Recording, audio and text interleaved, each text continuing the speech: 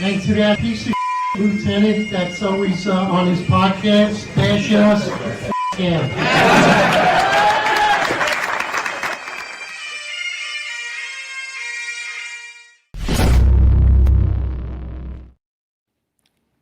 In partnership with the Department of Education, the school safety has established a new pilot reporting platform for all public and charter schools here in New York City.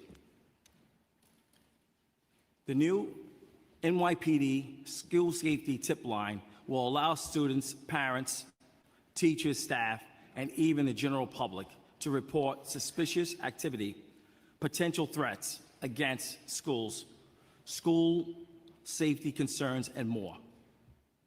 The tip line will also help support mental health concerns, bullying, cyberbullying, and self-harm concerns.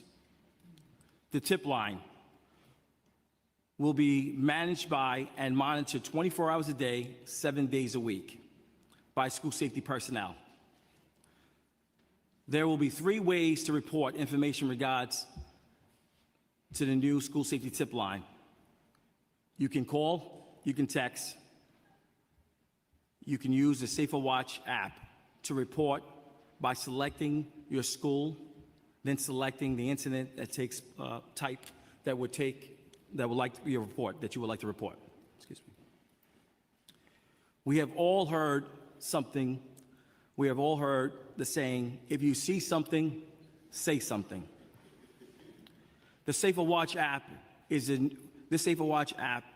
our new pilot 360-degree approach to school safety that will also be used to notify parents about serious situations that are happening in school. The pilot application currently is in 5 schools, which allows administrations to quickly alert school safety division of dangerous situations, such as an active shooter, violence near or around the school, which also will trigger a hard lockdown. And that's our panic button as well. That's on all of our school safety agents' cell phones.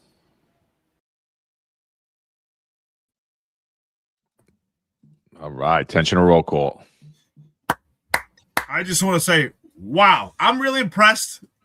You were the commanding officer of what division? Because it didn't seem like he really knows too much. So good morning, everybody. 8:05 live Eastern time. Of course, it's Friday at your round table with John and Marlon and myself with the Finest Unfiltered. I tell you what, I was really impressed by that public display of speaking just now to the city council. I think I could really tell that he really knows his mission. He knows what position he's at. That was impressive. That was impressive that he had to be prompted about the mission and the significance of school safety division when you're the commanding officer of that unit. I mean, that was did you learn a lot? Because I learned a lot. So we're talking about bribes. We're talking about scandals. We're talking about panic buttons. Welcome to more of the Crumbs crew. I guess we'll never get away from the Eric Adams administrations. So let's talk about Kevin Taylor, former NYPD, who's now been indicted for bribery. What are your thoughts, John? Let's jump right into it. Here's another scandal coming out of the NYPD. I often say we need scandal stat. Here we go. Well, I'm not surprised, so it's a long time coming. I mean, I think we were the first ones that reported way back. Mullen put a clip out yesterday about it. We reported way back when his home got raided prior to the news knowing it, all that stuff. We were actually live on the air when we got the message about it, that his cars were confiscated. His house just got raided by the feds. It's wild. So what you just watched is you watched the testimony from then commanding officer of the school safety division, Kevin Taylor. This is a testimony around, I believe, September of 24. And he's testifying in front of the city council. And in front of that panel, he's pushing a product called Safer Watch. Right? He's saying we have a pilot program. We need to install panic buttons inside of the school. Police Commissioner Ed Caban had spoke on it. Mayor Eric Adams had spoke on it. And, me and Eric initially, when this was reported in the media, and think about that, like they were going out there pushing these products in the media, how brazen, how ballsy, going out there pushing. And me and Eric were like, that doesn't make any sense. We have 911. Yep. Why do you need a panic button? You could text 911. You could text school safety agents. You could get that information out in a moment. And so it made no sense to any of us. And initially, and then when we heard they were raided, we knew the funny stuff that was going on with contracts. And we warned for over 2 years what was happening inside of the NYPD and all around the Eric Adams administration. Everyone looked at us like we were nuts. Right? Everyone treated us like we were lepers. We're crazy. We're not accurate. We're racist. Oh, we're going to get the call. It's because Kevin Taylor's black. No. It's because he's a dirty cop. That's why we reported on it. And that's why we reported on this. And it was because the Adams administration was systemically corrupt from the top down. It was because the NYPD was systemically corrupt from the top down. So I'm sorry, I said this was in 24, this meeting. This was actually in 2023, right? 2023, he's pushing this product. What's significant about him pushing this product is that months prior to this meeting in City Council, he had already accepted cash payments and trips from the company called Safer Watch in order for them to secure an $11 million contract with the NYPD to push this panic button, which is just another double up of the 9/11 system. So look, there's a lot to get through. We're going to go through the whole indictment. There's a ton of New York City news, but I think that this needs to happen. Like we need to understand the corruption, the level of corruption that happened in New York City. We need to understand the level of corruption that was occurring in the NYPD. And we need to understand that many of the people that were involved are still in the NYPD or have moved on to federal agencies or have became talking heads. We need there needs to be accountability. Kevin Taylor was allowed to walk out of the door and retire as if honorably like anybody else. And not only was he allowed to retire, I'm told that in retirement, he was approved for a 3/4 disability pension. So here's a guy accepting bribes. And when we go through the indictment, you're going to see at one point he's even extorting another company, like straight extortion. This isn't something, we're going to talk about 2 companies today. We're going to talk about this indictment today, but just think about how brazen this administration was. And I want you to think when we're going through the language that Kevin Taylor uses throughout this entire indictment, I want you to think, how comfortable is he in doing this? Do you think this was his first time? Do you think this was something that just happened in these years? No, this is something that was going on the entire time. I mean, so, I don't know, man. There's so much to get through. But yeah, first thing we learned here is you don't need to be able to read or speak to be an NYPD inspector, obviously. Thanks for letting everybody know that, Kevin Taylor. So, Marlon, good morning. What's up, brother? Yeah, good morning, guys. Morning, John, Eric. A lot to talk about this. And, we're going to be talking about it for years, how much corruption is in the Eric Adams administration. I wouldn't, don't be surprised if there aren't any other indictments that are pending, because I saw just before we came on, I saw a tweet about the feds looking at the Juice and More incident. If you could recall, guys, that was the bar in Coney Island that was allegedly being extorted by Ray Martin and Ed Caban's brother. So more indictments to follow. But yeah, we told you these guys were all dirty, and it's becoming really obvious to everyone now. And I already saw a great comment out there from Fabulous DJ. And you're right, Fabulous. Whenever you see someone trying to revamp an already good system, it's a red flag. But also, whenever you see someone trying to duplicate already their services, you can expect that to be rife with corruption and scandal.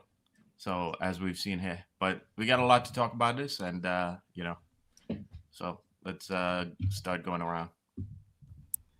Yeah, absolutely. I hate to say I told you so, but this is going on for quite some time, where the Finest Unfiltered, we've foreshadowed numerous vast amount of scandals going on through the NYPD and also the Eric Adams administration. I mean, John and I spoke on this a long time ago. We were told we were radicals, we're insane, we have an axe to grind. Do we still feel that way? Do we still feel that we just have an axe to grind? I mean, I hate to say we have been on point right every time. I think Kevin Taylor should be on the show, Pit My Ride. I mean, this is the epitome of, right? This is the epitome of just, this is what I've been saying. The upper echelon of the NYPD, that tier 1 system, right? That tier system I talk about, those that have the tangible access to everything, they have a lot of amenities, and that these guys, they think it's their bank account. They think the NYPD is their throne. I mean, and John, you made a great point, right? Just think how comfortable he is, right? And what we learned, and we also know as retired cops from the NYPD, when people are comfortable, it's not because it's their first time. It's because they've been doing it for quite some time. They eventually just get caught. And I'm just waiting for Kevin Taylor to sing and find out what comes out of this. Because one thing is true. You can't, to pull this off, he couldn't have done this alone. So who else knows? Who else knows who else was involved? I'm waiting for that to come out. John, what are your thoughts? Oh, we're going to get into that. We're going to show you exactly who's involved. We're going to get in. We're gonna get into all that. So this, but again, let's just focus on Kevin Taylor now, right? So he does that. He already, like we said, he already had taken bribes, and now he's back and forth with taking trips and all this other stuff, saying that he's gonna give Safer Watch this $11 million contract. So for those of you that don't know, in the city, you could, like, he had the authority to give basically a under $20,000 contract, $20,000 and under contract. He could just give it out to a vendor, right? I believe under Eric Adams' time, they raised that to $100,000. The cap when I was there was $20,000. I believed it was raised to $100,000. So Safer Watch was given a pilot program, 5 commands, and I believe it only totaled $19,000. So it appears that the CEO, Gene Rafaro, believed that they had hooked himself, a dirty cop. And, oh, this guy has the authority to give us the contract. He gave us the first initial, and we don't give a shit about the $20,000. We want the big boy, so let's schmooze this guy. And to be fair to the CEO, this is how business is really done outside of government, like outside of doing business with the government. But when you're doing business with the government, this is called bribery. This is called graft. Kevin Taylor is a public servant. Can't take any money. He can't even take a dinner. If I did anything with a vendor, I wouldn't even take a cup of coffee from them. If we went out, I paid for it with my own dollars, not with the NYPD's money. I paid for it. I'm like, no. I got this. You know? So you have to think here, like, the person who 100% knew that this was wrong was him. It was Kevin Taylor. So they're thinking they're going to get this $11 million contract, and they're schmoozing Kevin Taylor, thinking he has the authority, when he kind of does have the authority, not legally. He has the authority because of who he's friends with, right? At the time, Phil Banks is deputy mayor of public safety. At the time, Eric Adams is the mayor of New York City, right? So the Crumbs crew is in full effect. The Crumbs crew is operated. This is chapter 100. This is school safety division gets theirs. And, you know, he brought it to fruition here, right? What did Timothy Pearson tell all of us? What did former deputy mayor, liaison to the mayor, former NYPD Inspector Timothy Pearson tells us? Everybody's getting their crumbs. I got to get mine. Well, school safety was getting theirs, but they never got through with the deal. They never got through with the deal because the feds interrupted it. Here's Kevin Taylor, again, showing you just how brazen he is. He goes on national TV with Marcia Kramer, and he's pushing this product still. Here he goes. We're going to be launching, I know the police commissioner gave a little tease there on Friday in regards to this tip line that's coming out soon, real soon.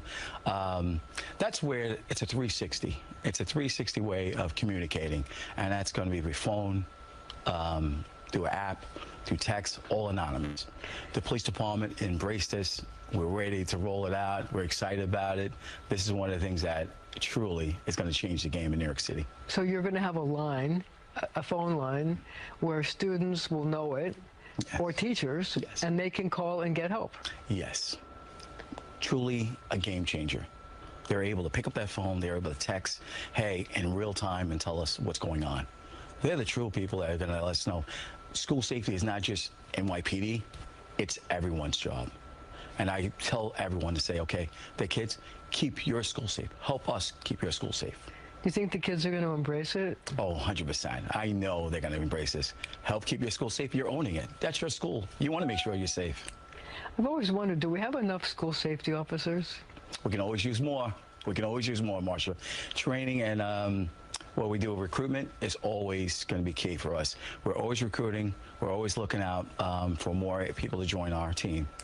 Is it harder to get people to want to be school safety agents? It's challenging sometimes, but who sells it best? Our agents. We have the best agents in the world. We have the best agents. That it takes a real challenge to have someone say, okay, oh my God, I want to work with kids. Some of us don't even want to be with our kids for 2-3 hours, and here they are, 8 hours a day there, and then some with these kids, and they watch these kids grow up. It takes an excellent talent to have something like that, and I salute all my people that come to work every day to do this job. Unreal, bro. Absolutely unreal.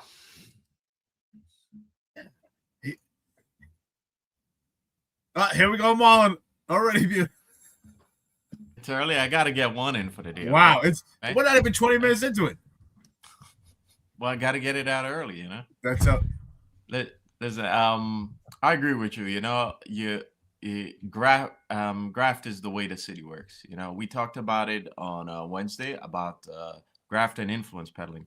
We talked about the influence that you know the Tish has and her family, and you know how they benefit from a lot of the technology that's being pushed onto the department, especially in the case of drones. You know, and specifically that's in regards to drones becoming such a big a tool for analytics and and monitoring things and the assurance that a lot of these companies are going to need.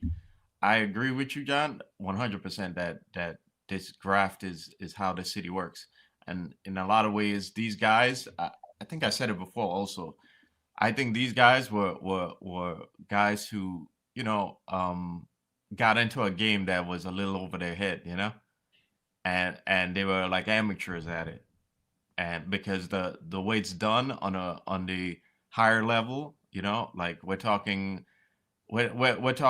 again, all these elites that are in the city. What the way it's run on those guys' levels, it's not giving out free dinners and free trips. It's about boosting boosting contracts of people in my network, and those contracts eventually come back and feed me too, feed my companies too. And I think, again, these guys were amateurs at it, and they thought they were, they were very cocky at it, and you can see in that video the arrogance and the cockiness, like basically dripping off of this guy, right? So I think they went a little in over their heads, and they never thought they would, get caught in it. And unfortunately for them, that it didn't work out the way they planned. They probably thought also that Eric Adams was going to get a second term, and it didn't work out for them. So there's going to be a lot of lessons to learn from these guys. I tell you what, I mean, Marlon, one thing I agree with you, they are definitely amateurs. I mean, here's a guy, you listen to him testify at the city council. He doesn't even know what his job is. He was the commanding officer. Think about that. You're the commanding officer of the school safety division for the NYPD, and you have to read from a prompt to describe what your mission is, what your job is every day, and you're the commanding officer. This is a guy who's a complete idiot. That exactly that. These guys are a bunch of amateurs, and in my opinion, they thought that with the Eric Adams administration, they're untouchable. Eric Adams, unlike most good leaders, right? Good leaders put themselves with people that are smarter than themselves. They try to put themselves around people that have good resources. But Eric Adams, was actually smart for his schemes, in my opinion, his alleged schemes. He put a bunch of useful idiots around him. And these guys thought, wow, look at this. Hit my ride. Here I go. I'm untouchable. Life is great at the top of the NYPD. I mean, look at him smiling, boasting, knowing damn well that he's involved in some serious stuff. Now, listen, don't get me wrong. These are still allegations, right? An indictment is just that. It's an allegation. These are serious allegations. So he deserves due process. The only one from the NYPD that doesn't deserve due process is sitting right here. His name is Martin Bethel. Everyone else deserves due process except for Martin Bethel. But I tell you what, these indictments, if you look at the preponderance of evidence, to me, it's already there. Oh, 100%. He deserves due process. And if even a quarter of what's written in that indictment is true, he should go to jail for about 30 years and be stripped of all his pension and everybody around him. If even a quarter of it is true, if even there's like a quarter of the stuff in the indictment, you know, and look, you know, here's the thing. Let's not just throw it all on Taylor right now, because this is what was reported by Greg Smith September 9th, 2024. A tech firm ditched a power lobbyist and called on the school's chancellor's brother, right? So the power lobbyist was the former New York City Council speaker. I forget his name, but he was annoying. Gay guy. I don't remember his name. I can't think of it off the top of my head. But what Corey Johnson. Corey Johnson. If you don't remember him, he was a speaker under de Blasio. He hated cops. He hated public safety. He hated common sense. He became a lobbyist like his good buddy Joe Borelli, who's now a lobbyist Republican in parentheses, Joe Borelli. So they ditched Corey Johnson and they pick up the school chancellor's brother. Who's the school chancellor's brother? That's right, David Banks. Who's David Banks's brother? Deputy Mayor Philip Banks, right? So SaferWatch worked with Corey Johnson, the former city council speaker, to get at security apps in schools. He says he had no clue that Terrence Banks' brother to David Banks and Deputy Mayor Phil Banks ended up replacing him. So, you know, it appears that SaferWatch was directly involved with the upper echelon of the Adams administration, not just Kevin Taylor. So, and when you go further and you look further back into all of this, you'll see that it was part of a broader plan. So here you go. Company hired New York City schools chancellor brother, then earned $1.4 million in contracts. In part of that $1.4 million in contract was that small amount that was earmarked for SaferWatch, but for other companies and other contracts. So this is just one contract out of there's like 4 or 5 other in that this $1.4 million. But again, these were the initial contracts. There were supposed to be bigger contracts down the road. Now think about what they were doing just for this. What about all of the necessary contracts that had to go out? What about the housing contracts? What about the security contracts? What about the food contracts? What about the transportation contracts? What about the equipment contracts? What about all of the things that were necessary? Do we trust that these bunch of skells, because that's what they are. They're a bunch of thug skells, not because they're black, because they're a bunch of thug skells. You know, you watch Goodfellas, those guys were Italian. They were skells, right? Same thing with the Crumbs crew. Skells, street thugs that didn't have balls enough to be what they wanted to be and decided they were going to hide behind a badge to be the gangsters that they wanted to be, and we're going to steal and grift and graft from New York City taxpayers, right? And then they thought they were going to threaten us and we were going to shut our mouths, but obviously that didn't work out too well for you, did it, right? So, you know, so what you're seeing is this is part of a much larger, this indictment does not go into anything else. So that's what I just want everyone to be aware of. This indictment is solely focused around Kevin Taylor, Gene Rafaro, and another company that Kevin Taylor tried to extort at him. It has nothing to do with all these other contracts, but it is heavily linked and tied to everything that was occurring inside of the Eric Adams administration. Right? So shame on everybody, including the president of the United States, that associated with these skells and hiring people and putting them in their administration. Shame on any of them. Shame on anyone excusing it. Shame on anyone saying, oh, we should we could keep Eric Adams because it's better than having Zohran Mamdani. No, it's not. No, it's not. There was a criminal enterprise running New York City, hundreds of millions of dollars, maybe even billions of dollars were handed out illegally, went through the mud, and you're going to suffer as a result of it, and our kids are going to suffer as a result of it. So shame on all of you, too. Yeah. The one thing everyone should keep in mind is that these guys are all in the Phil Banks network, you know? And what have we seen come back to that network? That Phil Banks, Eric Adams network. It's scandal. You know, you name all the guys. You got Rule, you got Henderson, you got, I mean, the list goes on, and you got some names who've been tied to rumors of scandal, and they're, you know, things have gone silent. And I'm specifically referring to Ray Jenkins because his name came up in terms of mortgage fraud, you know, and it's gotten silent since. But what people need to understand is it's not about you know, about color or whatnot. It's these guys are all connected to Phil Banks, okay?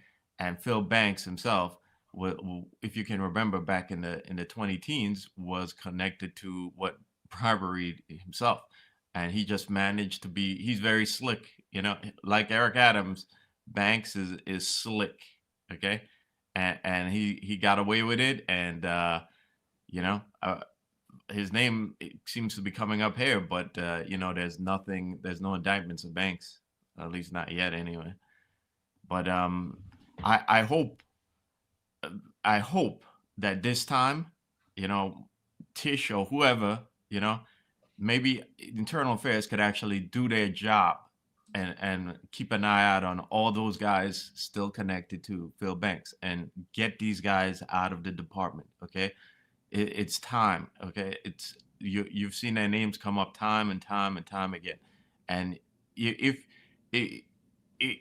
you wanted to make a name for yourself in Group 1, you'd be smart to take a look at these guys and take a look at all the contracts that they were involved in their time, especially in the last 4 or 5 years. Just one thing on Group 25 before you go, Eric. Free brings it up here. He says, the FBI thanked the cooperation with IAB Group 25. That's the federal group that works hand in hand with federal agencies, right? Inside of the Internal Affairs Bureau. But the department just let him retire. How can both be true? And then Marlon alluded to that similar fact just now. So just understand this. There are good people inside of IAB. There's good people inside of IAB Group 25. But you're a sergeant, you're a lieutenant, you're bringing corruption to who you're bringing it to. You're bringing it to the chief of internal affairs, who's ultimately bringing it to the police commissioner. When people are allowed to walk out the door and retire without discipline, that has nothing to do with IAB. That has everything to do with the upper echelon of the NYPD. Same's true in the case for myself and Eric Dim. Now, are those guys that went along with it, are they complicit in it? Yeah, they are. But they ultimately did not have the final say. The final say came from the police commissioner and the chief of internal affairs. And that is the same here. So when he was allowed to walk out the door, it was the police commissioner that allowed him to walk out the door. Sorry, Eric. I think it's a valid point. That's why I often say the NYPD Internal Affairs Bureau is a selective affairs bureau. And we get it. We understand that the sergeants and the lieutenants, they're low in the totem pole in the Internal Affairs Bureau. And if they have good intentions, it's going to be suppressed at the top. So there's no doubt about it.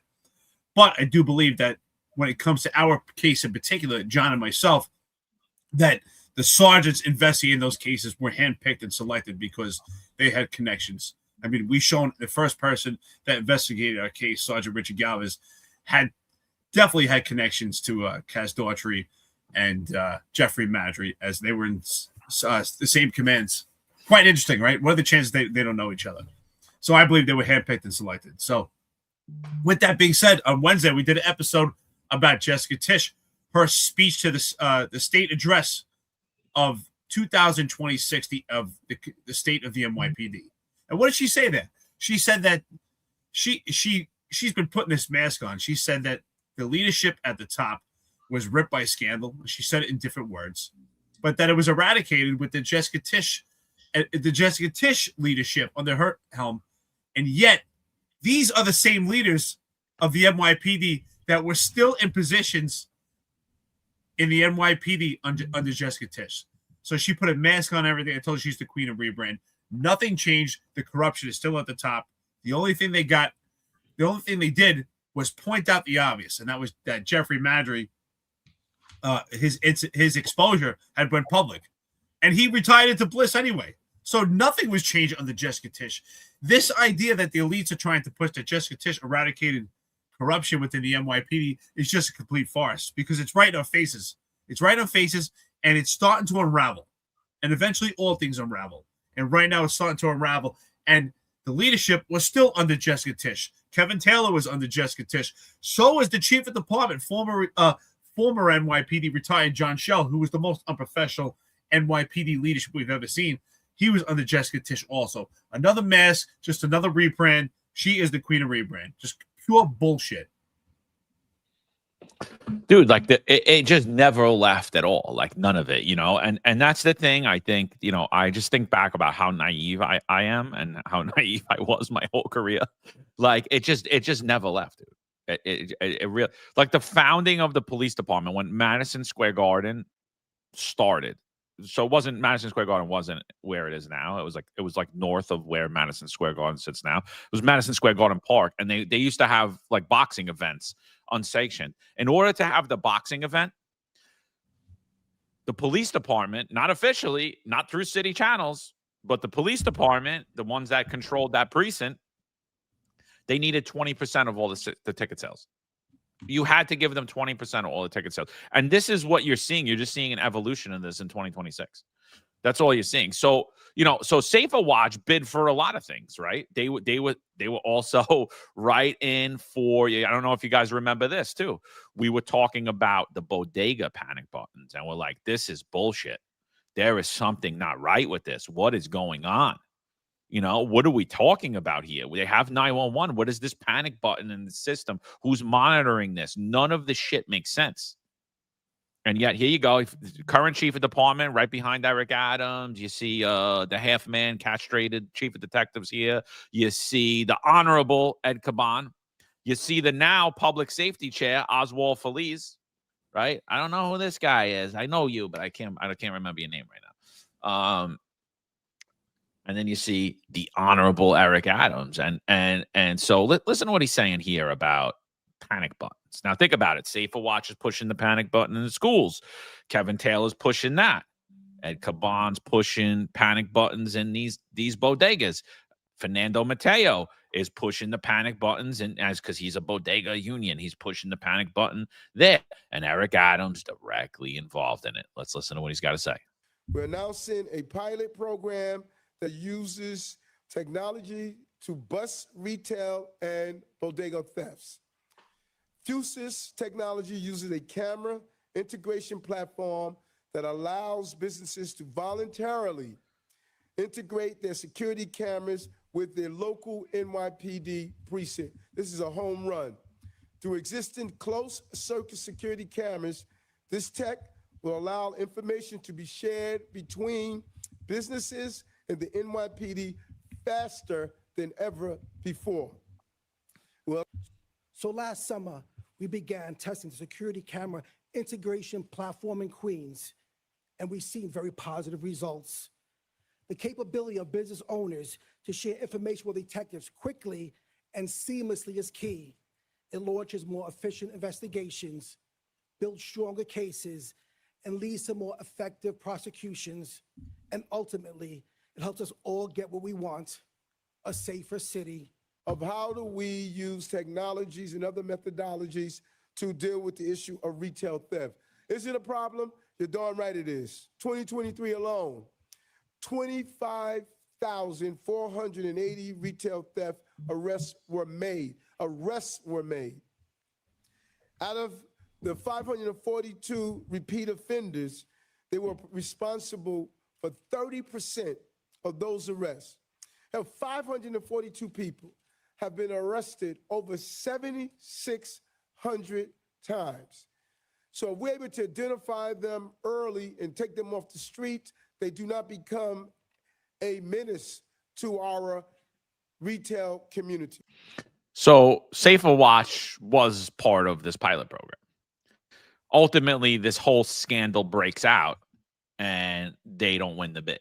But I believe that had the scandal never broke out, they would have clearly won that bid, in my opinion.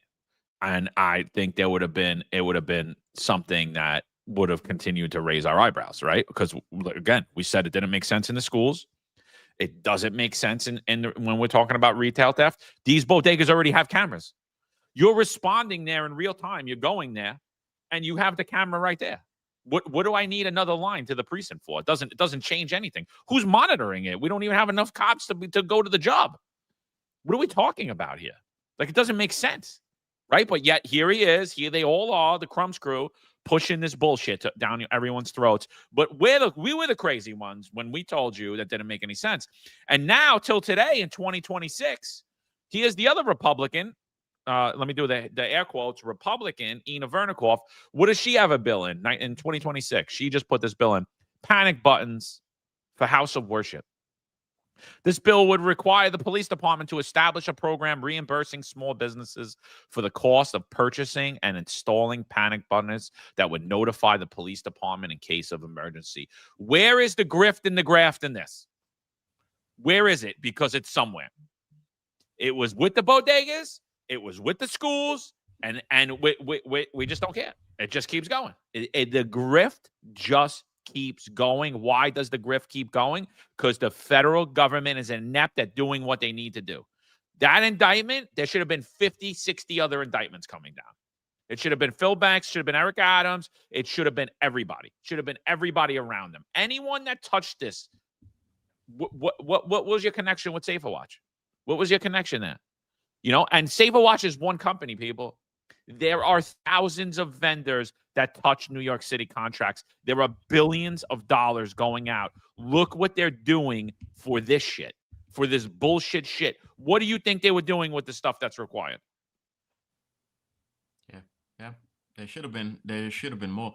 But you know, there should have been questions asked of Tim Pearson long ago, you know, after he asked where's his crumbs and that everybody else is getting theirs. You know, should have been he should be asked, what do you mean by that? You know, what exactly do you know? Yeah.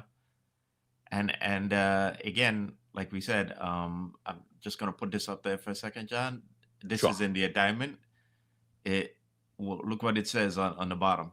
This is what Taylor told one of the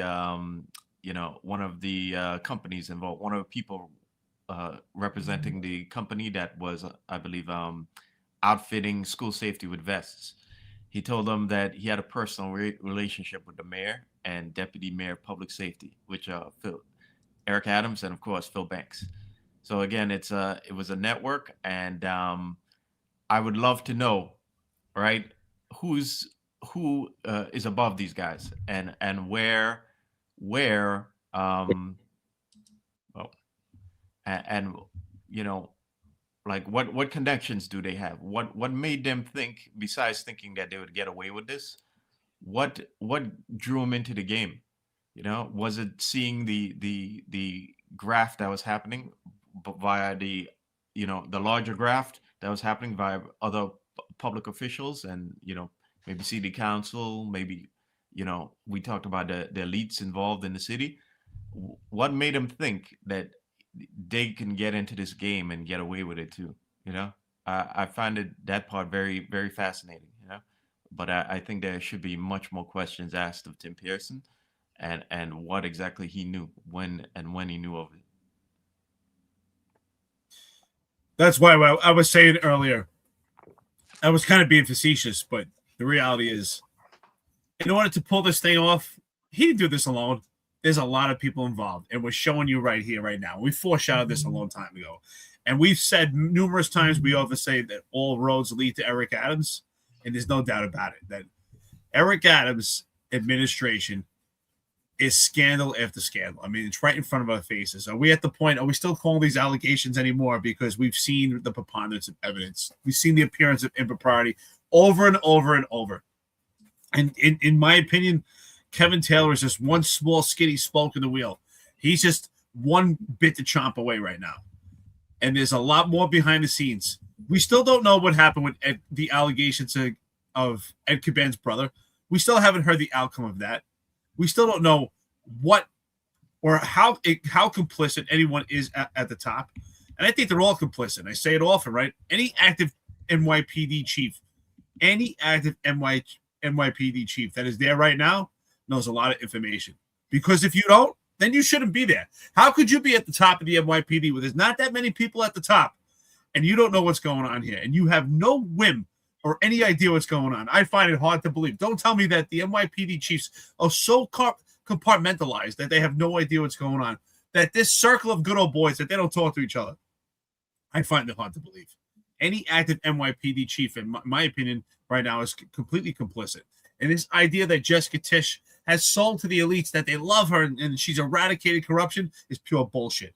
And if you're in internal affairs right now, you have to say to yourself, what is your mission? Are you actually there to root out corruption, or are you a henchman for the upper echelon of the NYPD? Ask yourself. If you're a sergeant or lieutenant, we understand you're low on the totem pole there, but ask yourself, who are you? And ask yourself, if you're in Group 25 or Group 1, when you do these investigations, are you actually investigating to eradicate corruption, or are you trying to find a low-hanging fruit to pin blame so that the upper echelon can still play their games? That's what I want to know. So let's get into this indictment a little bit. Start to read through this. So Rufaro makes initial cash payments to Taylor in exchange for a promise of an NYPD procurement. In or about August 2023, again, that's prior to the videos that we just showed you, right? I mean, yeah, that is prior to him testifying at city council. This is prior to him going out in the media. So it wasn't because he believed that the app actually provided public safety or that it was actually good for anybody. And he used the children of New York City schools for his own graft. The defendant made at least 2 substantial cash payments to Kevin Taylor. The defendant in Yonkers, New York, first on or about August 22nd, 2023, Rufaro withdrew approximately $20,000 in cash from a bank branch in the Bronx, followed by Rufaro traveling and giving Taylor cash in Yonkers. Second, on or about August 31st, 2023, Rufaro withdrew approximately $15,000 in cash from a bank branch in Manhattan, followed by Rufaro traveling to and giving Taylor cash in Yonkers. In between these cash payments and shortly after them, Kevin Taylor, the defendant, used his official authority as the commanding officer of SSD, School Safety Division, to recommend the NYPD purchase millions of dollars worth of goods and services from Company 1. For instance, in between 2 cash payments described above, on or about August 25th, 2023, Taylor issued an official memorandum to the Deputy Commissioner of the Bureau of Community Affairs, which oversees SSD, formally requesting the funding of approximately $11 million for the purchase and implementation of the Company 1's mobile panic alert system. In addition, less than 2 weeks after the second and above described cash payment, on or about September 12th, a high-ranking NYPD official, why are they not named? Why is unindicted co-conspirator not named? Under the supervision of Kevin Taylor, the defendant authorized without any competitive bidding a purchase order of $19,830 for Company 1 to pilot the tip line with SSD's command center. So that's just initially. I don't believe for 1 second that Kevin Taylor was silent about this, and you know why I don't believe that? Because I don't believe that because of Tim Pearson, and I don't believe that because of all the grift and the graft, and I don't believe this because of how boisterous, how big-mouthed all these guys are, and how egotistical they all are, that they think that they're gangsters. They really do. They think they're gangsters. You know, they don't act like public servants. They don't act like cops. I mean, go look at hindsight at those interviews. Look in hindsight at these interviews, what they're telling you, the garbage that they're selling you. They're smacking you in the face. They think you're all stupid, you know? And so I don't buy for 1 second that not everybody knew what the hell was happening. But hey, we know good cops get vaccinated. Kevin Taylor chose not to say a word about it. Why? Because that's the integrity that the NYPD wants. They want somebody like Kevin Taylor. They don't want somebody like Marlon Beto. No, John, I just want to say you're right. Before Marlon goes, I just want to say you're right. Good cops are vaccinated. Good cops don't get CCRBs. Good cops make deals. That's what they do. That's what we didn't learn that. We should have went to Concertitos and made deals. Yeah. Glad you mentioned Concertito, Eric, because parties come up in here again, and it's very interesting how parties keep coming up in these, in the scandals. Apparently these guys are very big into having like hosting the best party, in the department. I don't know if it's in order to gain to have Eric Adams come there or whatnot, but if you guys could recall, there's currently a lawsuit going against the department and in regards to what Rule Stephenson was doing in Manhattan North, where he was pressuring local businesses to contribute to his white party and to contribute to the cost of the white party.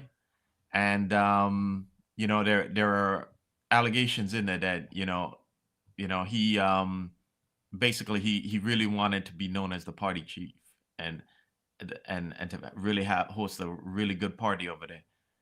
And again, in this, you're going to hear about how Taylor was pressuring one of the businesses to contribute to his party. Again, well, I don't understand what's up with these guys and their obsession on hosting the best party. Yeah. We'll definitely get into that because that's the extortion. We'll definitely get into that. Yeah. So No, absolutely, you're 100% right, and that's why that indictment is very specific. And to me, there's a standard, right, beyond reasonable doubt. But in civil cases, there's a standard called preponderance of evidence, which most people know. But preponderance of evidence just means that if there were you to flip a coin, 51% versus 49% when it comes to evidence, it's more likely someone did it than they didn't do it. And when you read those indictments, it lays it out pretty well. I said the same thing for when Eric Adams got indicted, which is another problem with the with our federal justice system right now. The fact that Eric Adams, that the case was not pursued is just complete injustice because this all ties to Eric Adams. All this stuff ties to Eric Adams. We have to ask ourselves, if Eric Adams was not the mayor, right? If we didn't have the Eric Adams administration, would guys like Kevin Taylor be so emboldened? Now, I agree with you, John. I have to say, I think that was kind of blind throughout my career. I thought the NYPD was impervious to corruption because at the low level, the tier 3, which is general population like us, we saw the best version of the NYPD at the low level. And I don't mean to say low. I don't mean low. At the tier 3, the general population level, the average NYPD cop who was moving up through the ranks, we saw the best version of the NYPD. But what we didn't see that was masked for a long time is the corruption that goes up at the top. And we saw the amount of exposure with the Eric Adams administration, and they took it to a far different level. It's absolutely disgusting. And I'm with you, and I agree with you, fellas. These guys, if you wanted to be a gangster, you should have been a gangster, not be a cop and be a fake gangster. It's absolutely gross, dude. It does, like I read through this thing. I fascinated by this thing. Like it reads like a crime drama. It's sick. Like I'm telling you, like I want to make the movie already. I want to make the movie, Crumbs. I want to skip the book or right to the movie because it's unreal what was happening. It is unreal. You couldn't write a crime drama this good. You couldn't, because you'd be like, nah, there's no way. There's no way that it's stupid. There's no way they didn't think they were getting caught. There's no way they were doing all this stuff. And this is just one little section of the Crumbs crew. This is one of the middlemen in Little Italy who didn't do diddly. Like, this is what it is. This is just a little small fish. This is nothing. So from on or about September 30th, 2023, and on or about October 9th, Kevin Taylor went on vacation, largely paid for by Gino Raffiero. the defendant to Las Vegas. Among other things, Raffaello purchased airfare for Taylor, a female individual with whom Taylor was in a romantic relationship, lodging for Taylor, his companion at a luxury hotel in Vegas, and tickets to entertainment events, including a helicopter tour of Vegas and a medieval-themed theater. In total, Raffaello spent more than $10,000 on this trip for Taylor and his companion. Shortly after this vacation, on or about October 25th, Kevin Taylor, the defendant, testified before the city council at a joint hearing convened. That's what we opened up the show with, right? He testified. So he goes to Vegas and then he testifies, right? Approximately 1 week after his testimony, the defendant, on or about November 2nd, 2023, Taylor then travels to the Bahamas with a female individual with whom Taylor was in a romantic relationship. All right, so we only proved that he's bi. Okay, I got that. So he was with a female here. Okay.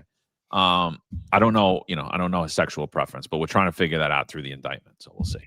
We need to check his ID card. Eventually, it's going to be on your ID card, I'm sure. Yeah. Gino. Just a matter of time, right? It's on his 10 card. Gino Raffaello, the defendant, who did not travel to the Bahamas, paid for the airfare of Taylor and his companion, as well as at least 2 of their meals, including one night at a high-end steakhouse. After his travel to the Bahamas and or about late November 23, over the course of 3 days, Raffaello made 2 cash withdrawals totaling approximately $35,000, made the cash payments to Taylor in person. So before we go any further in the indictment, I mean, look, it's just hotel upgrades. It's just airline upgrades, right? Isn't that what the president said? Isn't that what Pam Bondi said, right? The Dow's at 50,000, though. The Dow's at 50,000. What do we care that he got some airline upgrades? I mean, think how stupid you have to be. You don't think this guy, you're taking airline tickets. You're taking dinners. This guy's paying for everything from his credit card with your name on it. You moron. You moron. Criminals that never graduated high school aren't this stupid. But an NYPD inspector who can't read or speak fucking didn't, but he's in charge of thousands of people. He was too dumb not to know that. Think about that. These people are in the NYPD. They're in charge of criminal investigations. You don't know that all I got to do is go back and look at an airline ticket and be like, oh, this guy paid for it. Guilty. Here you go. Yeah. Very good point, John. Very good point. Yeah. These guys aren't that smart, But to his credit, right? The reason why he couldn't speak at city council was because his mind was still on Vegas, He had a great time in Vegas, So he was still thinking about all the that luxury hotel he was in and the flight and the his companion that he brought. So you can't blame him for that. Yeah. Yeah. He needed a panic button in case he was, in case he was in a Vegas hotel room, caught up having too much fun with the Crumbs crew. That's what you need a panic button for. Mm-hmm. I tell you, this indictment reads like a drama from novella. This shit is hilarious. It's hilarious because it's so blatant what's been going on with this administration, and it's a bunch of dummies at the top of the NYPD. Unfortunately, it is. It's a bunch of dummies. In order to make it this administration, you had to be a useful idiot. I mean, look around. Kaz Daughtry, Kevin Taylor, Philip Banks. These are all useful. These are all a bunch of idiots. Eric Adams surround himself with a bunch of idiots. Are we to believe that Kevin Taylor is the only one? But that exactly, and I agree with you guys. Didn't we hear? It's just some gratuities. It's just upgrades. Not a big deal, huh? But if you don't think that this doesn't affect your pension, your money in New York City, you're out of control. If you don't understand how pensions work, this is a problem. So anyone who said Eric Adams, I'd rather have Eric Adams than Zohran Mamdani. I wouldn't want to have either one. But Eric Adams' administration shouldn't even be in the conversation. Yeah, I don't know, but Taylor, you should. There's a good lawyer you should get, and then they'll spin you into you're the victim. Somehow you'll be the victim. Somehow you'll. Well, John, he would have got promoted, but his name didn't start with a letter O. Yeah, he wasn't an O. It wasn't an O. You know, it wasn't an O like Rafaro. That's why if he was O Taylor, it would have been okay. But, Yeah. So, all right. So Rafaro grows increasingly frustrated with Taylor. In or about December 23, and without Kevin Taylor, defendant having secured anything more than a second pilot for the company, Gino Rafaro, the defendant, repeatedly complained to Taylor about Taylor's failure to deliver on his end of their corrupt bargain. Rafaro issued his complaints in writing via an encrypted messaging application called Signal, with his messages set to auto-delete after a brief period of time, typically 8 hours. So everyone's like, yo, yeah, you better get on that Signal, bro. And you got your auto-delete? Yeah, it doesn't work. They got it. There's nothing private, my friends. Hate to break the news to you. Now you know. There's not, but again, why would an NYPD inspector know that? Why would a guy who's in charge of 1,000 people that are in charge of public safety and criminal investigations, why would he know that? He doesn't even know how to read. So, what do we care? John, he doesn't even know his job. He had to read a prompt. I have no idea. School safety? He's like, ooh, what? So who does that? Yeah. I heard he did a great job in labor relations too. There's little story about why he got hit the boot out of there and then got rewarded. Failing forward again. Next podcast coming soon. Failing forward. Yeah, it seems to me that Kevin Taylor and Mark Stewart both needed GPS to get to work because they had no idea where it is. Yeah. I think Fox, Newsmax, and Dr. Phil should hire Kevin Taylor so he could tell them about how to run criminal investigations, and get caught. Now he knows how not to get caught, right? Do you think Kevin Taylor even knows what the panic button is? Do you think he ever saw it? No. Yeah. Good point. Listen, I don't know the first thing about school safety other than I was a kid in public schools and I could have did much better at that city council hearing, just walking in there completely unprepared. Definitely would have looked. You don't think he did a great job reading from that prompt? And that was impressive. So now listen to this shit. So here's where it gets good. For example, on or about December 17th, 2023, Rafaro messaged Taylor via Signal. I got nothing from you, brother, and I'm already in for hundreds of thousands of dollars. Taylor responded in part, you got nothing from me?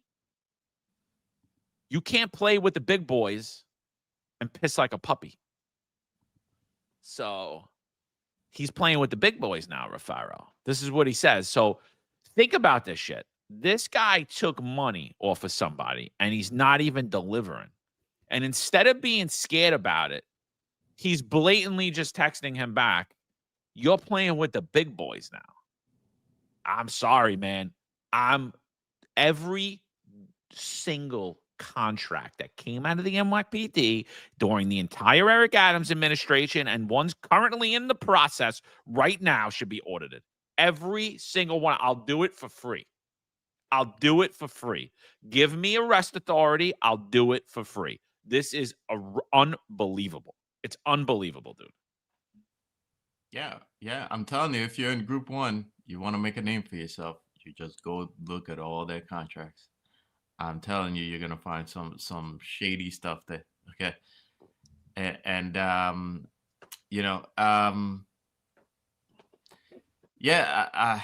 what can you say about this? I think there's a lot more that yet to come out. Especially when you consider the contracts that they have with those NGOs and those community groups. I think there's a lot that needs to be talked about, and that I'm not sure when we'll ever get to it, but there's a lot more there. Yeah, I often say that there should be a scandal staff at the NYPD, and at one time I was kind of joking, but at this point there really needs to be some type of scandal stat, and I want to know how many active chiefs in the NYPD are actually going to get together at some point and say, you know what, we don't stand behind this. Don't tell me that you're an active NYPD chief, I didn't say just an NYPD chief, an active NYPD chief, and you have no idea, no inkling what's going on at the top. that you're so compartmentalized. You have no clue. You just focus on what's going on because they all talk. They all go to the same parties. They're all prompted. And one thing we know about the NYPD is no one can keep a secret. They got more leaks than the Iraqi Navy in the NYPD. So don't tell me that these guys have no idea. That's just pure bullshit. Every one of them. Every one of them. Pure bullshit. And I find it hard to believe that these guys weren't telling, hey, listen, I got this contract over here. You want in? Bullshit. That's sick, dude. Don't give me the babe in the woods routine, Karen.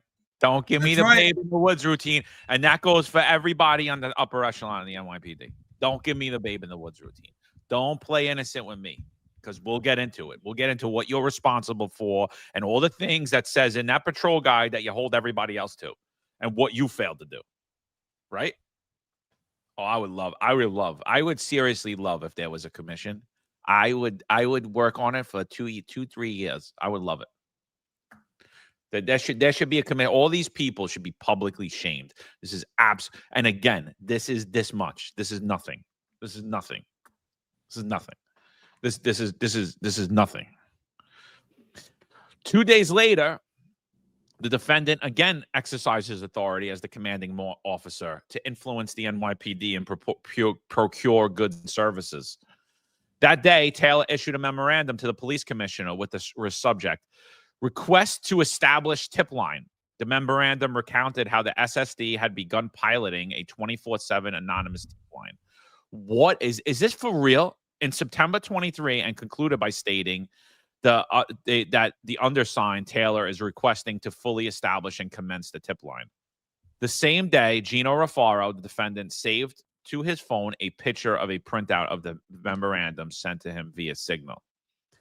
The December 19th memorandum, the defendant did not placate Gino Ferraro. For example, on or about December 22nd, Rafaro texted Taylor, I need something significant to be in place prior to the end of the year. We've been waiting since August to have some type of result. Taylor acknowledged Rafaro's expectation that Taylor would have caused the NYPD to have taken more favorable actions.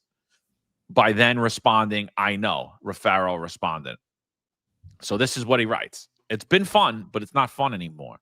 Our company needs to report something real and significant that is in place prior to the end of the year. And we need a full announcement and launch the first 2 weeks of the year.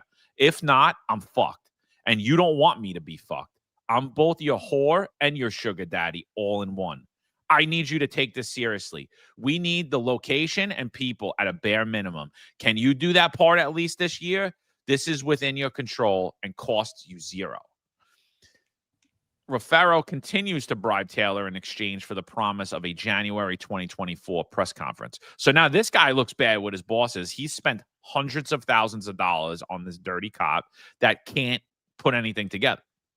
In or about late December 23, Taylor and those working for him at his direction used their influence to attempt to convene a press conference at which the NYPD and the DOE would announce the SSD's procurement of a tip line from Company 1.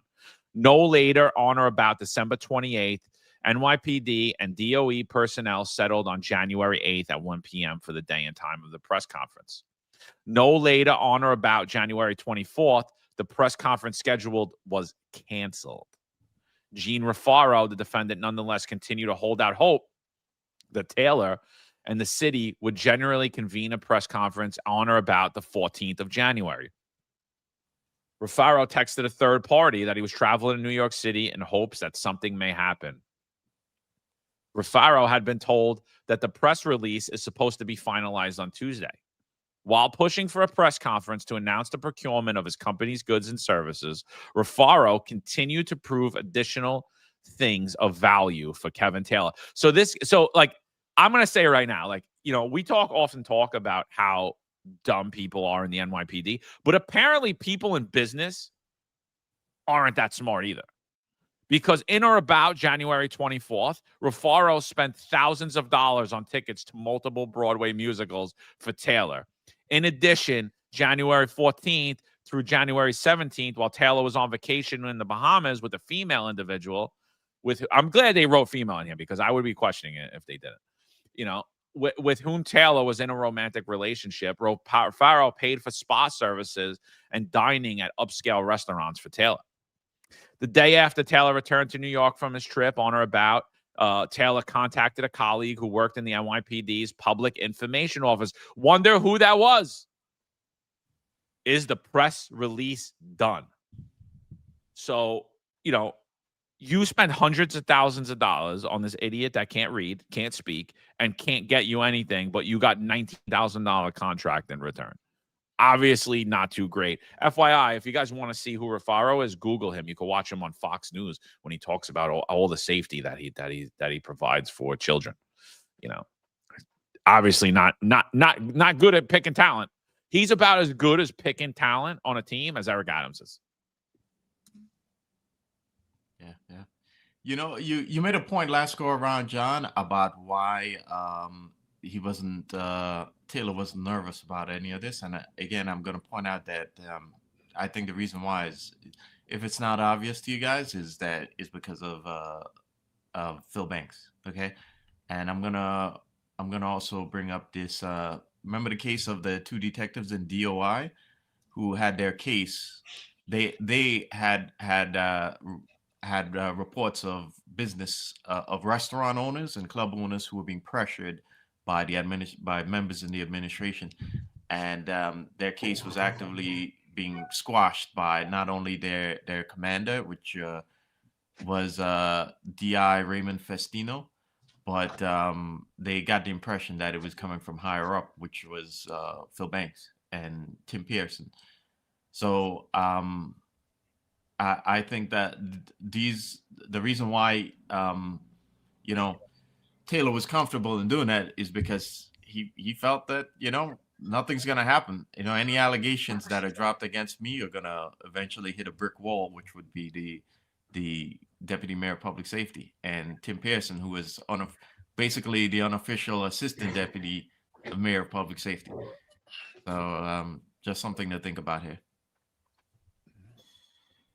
Well, you also have to ask yourself, right? I mean, who also sent Kevin Taylor to be the point of contact with this private contract, right? Because you have to say to yourself, Kevin Taylor's probably the last guy I would send for a negotiation because he seems like a pure bumbling idiot, right? So that's why there's even more evidence, in my opinion, that Kevin Taylor didn't act alone, that he's part of this administration. Who do you think sent them there? I mean, we don't know. Could it be Eric Adams? Who sent them? We don't know. Right? We're just right. That's what I think. Because that's the last. Who you send to a negotiation? You're gonna send Kevin Taylor? You're gonna send Mark Stewart? Who are you gonna send to these negotiations? Johnny Drama too. By the way, this guy's been making me laugh for a couple of days.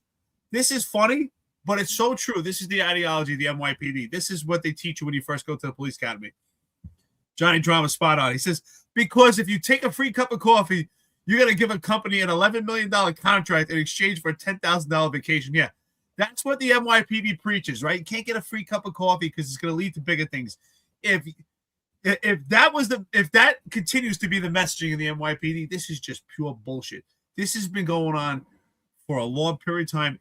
Just Eric Adams' administration took it to another level. Not only should it be crumbs, but there should be a section in crumbs beyond gangster, because that's what they are. They took this beyond, and that's what they are. They're gangsters that want to be cops. This is absolutely, it's just pure filth. And if you're again, dirty cop, dude, you're dirty. Like guys, that gets thrown around all the time, dude. Like all the time. Oh, this guy's a dirty cop. That guy's a dirty cop. It's like, no, these are dirty cops. This is what dirty cops is. Like, you might not like that you got a summons, but this is what a dirty cop is. I agree. And I think a couple of people here said it earlier in the chat that they make Michael Dowd look like a choir boy. Yeah, I believe that they actually are far worse than Michael Dowd. Why? Because they have the power, they have the ability. Well, Dowd's corruption was low level, right? It was street level corruption. Yeah, that's true. Yes. This is high level corruption. This is at the top, you know. And so I know I'm obsessed with the 1800s, and I'm sorry, but like I just been reading so much about it. But like the thing is that, like, there was so much corruption.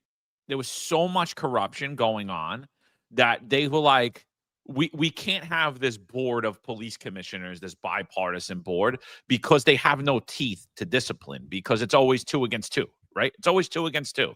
Two Republicans say, no, they're good, they do the right thing, those cops, we don't care what they did, we're gonna admonish them. Same thing on the Democratic side. No, we like these 2 cops, we're gonna admonish them. So one side would want to fire the cop for being corrupt, the other side would want to keep the cop for being corrupt, depending upon who they were loyal to, right? So they're like, we have to go to this one police commissioner thing, because if we go to the one police commissioner, then they have the teeth to actually stop the corruption from occurring in the NYPD. But if you just think about it right on its face, it fails, because who's the police commissioner beholden to? The mayor. So they're partisan. So depending upon if the mayor is corrupt, then the police department's corrupt and the police commission is corrupt. If the mayor is not corrupt, then you could actually have a clean system.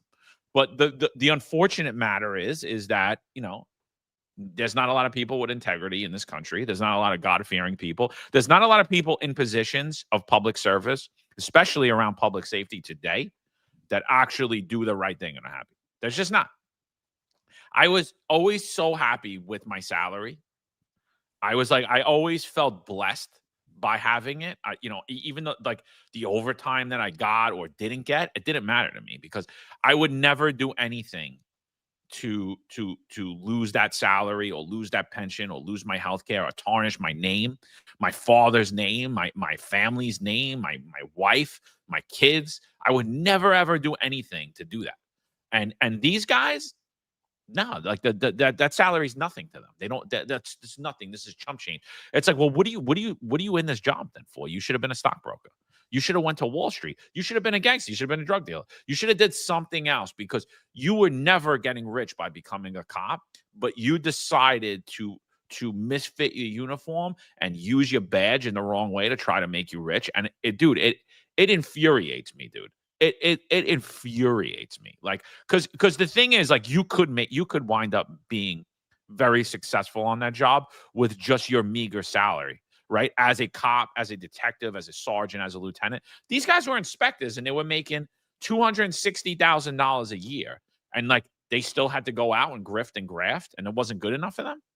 You know, and you could still do things on the side. You could still start another company. You could start a tech company. You can't do business with the city. Just stay within the rules. But they're dirtbags, dude. Complete dirtbags. Those guys can't even spell tech. You think that guy even knows how the panic button works? That's the other thing. I wish they actually asked tough questions. He's promoting a panic button. He doesn't even know how it works. Yeah. Well, these guys are morons. You make over $200,000 and you don't know how to, you know. I mean, that's not good enough for you. You know, they want to live like a really high life, you know. And I'm sorry if you're making that amount of money and you're still dumb enough, you don't know what to do with that money to invest, and you're not smart enough to at least, you know, hire people who can, you know, invest that money for you. But these guys are dumb. But also keep in mind now that you know, Eric made a point that how your job will go after you for accepting that free cup of coffee. But again, here we had the PC himself who was accepting free trips around the world, you know, $5,000 and $10,000 trips to places like Qatar and Sydney, Australia, you know, and and they're going to crush your balls for accepting a free cup of coffee. Okay. And by the way, when Caban was going around the world, he was speaking to vendors who were involved in security and tech related to these security firms. Okay, so what do we think he was doing when he was accepting those free trips? He was making the agreements. Yeah. What was different between what he was doing and what Taylor's doing? You know, is just on a higher end, and you know, but it's the same thing. It's the same graft. Isn't that what Eric Adams said? Did he say he was making agreements or something like that? You don't remember the meme that Mullen made, that video? Yeah. But there was a press conference like back in the day, and it was about, I think it was the day before New Year's, which is like a big event. And one of the reporters asked, "Where's the police commissioner?" And Tariq Shepard was like, "On camera." Yeah. Yeah, remember that? He went to DR, right? He went to And then, Dominican and then Republic. Eric Adams said he's in DR making agreements. Yeah. That was one of the funniest videos ever and memes ever.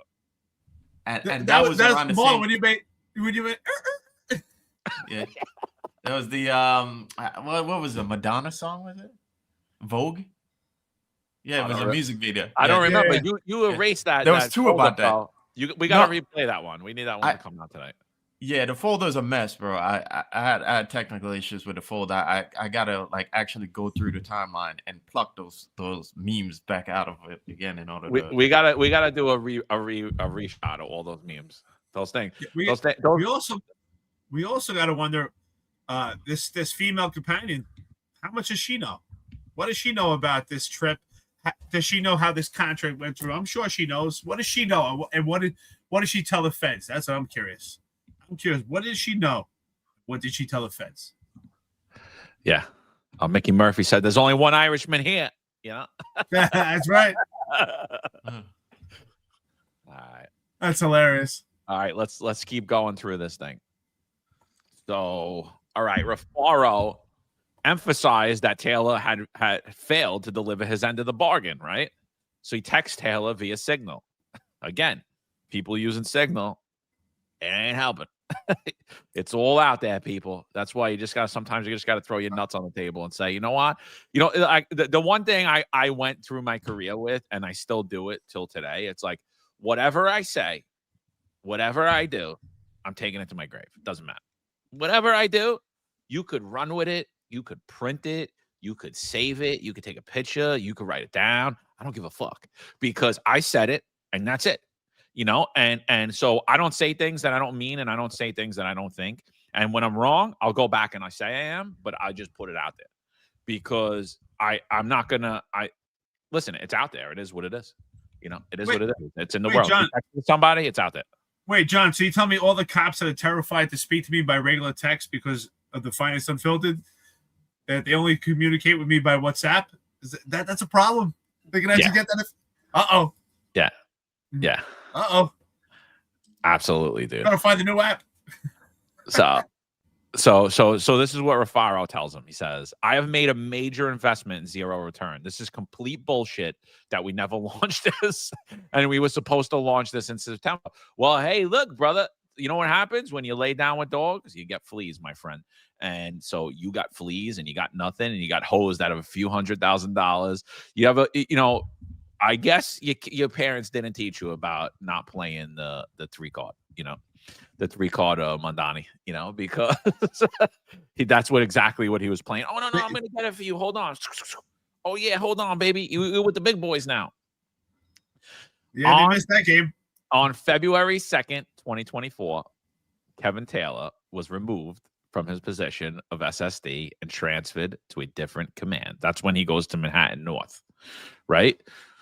So that's the point when, you know, this was out in the open. Everybody knew what was happening. He was removed from his position because they knew what the hell was happening. And they did nothing about it. And then Rafaro messages Taylor via Signal again. We have to start a new venture together. Something that doesn't require finesse or politics. Just all muscle. LOL. So it's taking a shot at Taylor saying, you're a moron. You don't know politics. You don't know finesse. Taylor responded with an emoji depicting a crying face and laughter. On or about September 9, 2024, the defendant texted individual 3. I want to know who it is. A hyperlink to a news article published that reported Company 1 was implicated in a federal public corruption investigation and stated in part, in October 23, the head of the school safety unit, Kevin Taylor, told City Council hearing unit was testing a pilot program and that the department's intention was to expand the program citywide. Immediately after sending this hyperlink, that must have been my video, I think. Right? That's funny. So immediately after sending this hyperlink, Kevin Taylor, the defendant, texted individual 3 expressing concern that Gene Rafaro could incriminate Taylor if approached by law enforcement. Individual 3 agreed. So individual 3, more than likely, swore to took all to uphold the Constitution of the United States, and more than likely was involved in either law enforcement or was in high level, right, direct contact to the mayor's office, and was fully aware of this bribe and these schemes going on, and was actually advising Taylor, yeah, no, you're screwed, you're fucked. Yeah. What was I gonna say? Somebody put up a question. Somebody put up a statement there. Fox. He says it's not about the money for them. It's about the thrill of committing crime in plain sight. And to that, Fox, I can't. If you could remove that, John, I think I hit the X on it. To that, Fox, I'm gonna say that it's these guys wanted to live the high life, okay? And there are many examples of this. Okay, they wanted to live. They love luxury, you know. And this is from Juanita Holmes when she was, Department of Probation Commissioner. Okay, and again we go back to Ed Caban and him wanting to live that lifestyle. You know, again, if you want that lifestyle, why did you become a cop? You know, why do you become a cop? You know, go work on Wall Street or something. You know. But I also want to point out something in this, that even though Taylor was transferred, he was protected, because where was he transferred to? Well, he was transferred to Manhattan North. And guess who ran Manhattan North? The other Crumbs crew member, Rule Stephenson. Okay? The party chief. Yes. And again, That's right, party department, baby. Rule Stephenson was the guy pressuring restaurants there to contribute to his turkey giveaway, and pressuring his own commanders of Manhattan North precincts to sell tickets to his white party. Okay, and who the rumors were he wanted to be known as the party chief and have the best parties. So these guys, again, you know, it's all the same connections and it's all the same world view. You know, they like luxury. You know, they thought they wanted to live like celebrities. You know, and this guy himself, their boss, you know, he if you saw his behavior as soon as he got into office, what did Eric Adams start doing? Well, he wanted to spend his nights partying at the best spots in Manhattan, as though he's a celebrity, instead of being a professional and being the mayor. Okay, so that meant that worldview starts from the top, which is City Hall and Eric Adams, and it trickled down to every other member of the Crumbs crew. Yeah, I think ultimately, yes, they like luxury, but I think ultimately it's about power, right? These are a bunch of weak little men, right? Because if they really want to be gangsters, they wouldn't join the NYPD. They use the NYPD as a front so that they can be gangsters. A bunch of weak men, and I think that they enjoy the power, right? What, just like the movie Scarface, I mention all the time, right? You get the power, you get the money, then you get the woman. That's what he says in Scarface, and that's what these guys are doing. You get the power, you get the money, and then they get the women. Because most of these guys, honestly, they don't even look like they like women. I think, frankly, these guys play with each other's butts in somewhere, and I think that's how they all have leverage on each other, right? That's how they keep things quiet, right? They all have leverage on each other. But these guys just love power. They love power. They love the money, and that's why I say you're an active NYPD chief right now. I find it hard to believe that you have no idea what's going on. Meanwhile, John, myself, and Marlon and the Finest Unfiltered have foreshadowed a lot of information. Myself and John have been doing this for over 3 years together, 3.5 years, from a distance. And from a distance, we can see the appearance of impropriety. We can see the exposure. How could you not see it? How could you not see it from one police plaza? What the hell are you looking at? Honestly, because it sure as hell, you can't tell me you're looking at crime, because apparently crime, according to Jessica Tisch, is at historic lows. So what are you looking at? Because we can see it. Why can't you? You guys are just racist. You know, Ben's back today again. Ben's syndrome, baby. I guess you forgot about the mafia cops. It's not only black cops that are corrupt. Plenty of. Thank you, Ben. Thank you for. You know what, John? We didn't know. We didn't know. Thank you, Ben. We appreciate it. John, can we get our biggest fans, instead of giving them a trophy, let's get them a ball gag. So, Ben, thank you for being a big fan. We'll get you a ball gag. We'll get you one that says "Finds Unfiltered." You can wear it on your face. Thank you. Yeah, sick, hysterical. All right, let's continue in this indictment. This is where it gets good now. This is it didn't even start yet. That was just the initial. Right, That was the initial. So here we go. Nearly in parallel to the events described above, Taylor abused his authority and influence within the school safety division to corruptly solicit payments from individual 1 and 2 in exchange for Taylor's promise to facilitate and otherwise disrupt contracting between the NYPD and Company 2. On or about June 7, 23, the NYPD transmitted a non-binding award to Company 2, which Company 2 countersigned and executed on about June 9th. Pursuant to the award, the NYPD agreed to purchase $2,793,140 of ballistic vests from Company 2 for use of members by the SSD, subject to the execution of the contract between Company 2 as well as the NYPD, undergoing a final review, approval, and/or registration by the Chief's Contracting Office, the City Management and Budget, and the city's controller. So look, here's where you really got to start thinking. Like, the city already established a vendor for vests, right? They won the award. They won the bid. That contract probably took years. To go through. And I believe that was Second Chance. I don't know where my vest is, but whatever company they contracted. Why is this the school safety divisions going out separately? This should have been amended to the original contract. Like, why are we now soliciting more vendors? We already have that contract. That's a great point, brother. That's a good point. You know, that right on its face should have been like, wait, what? We already have a vendor.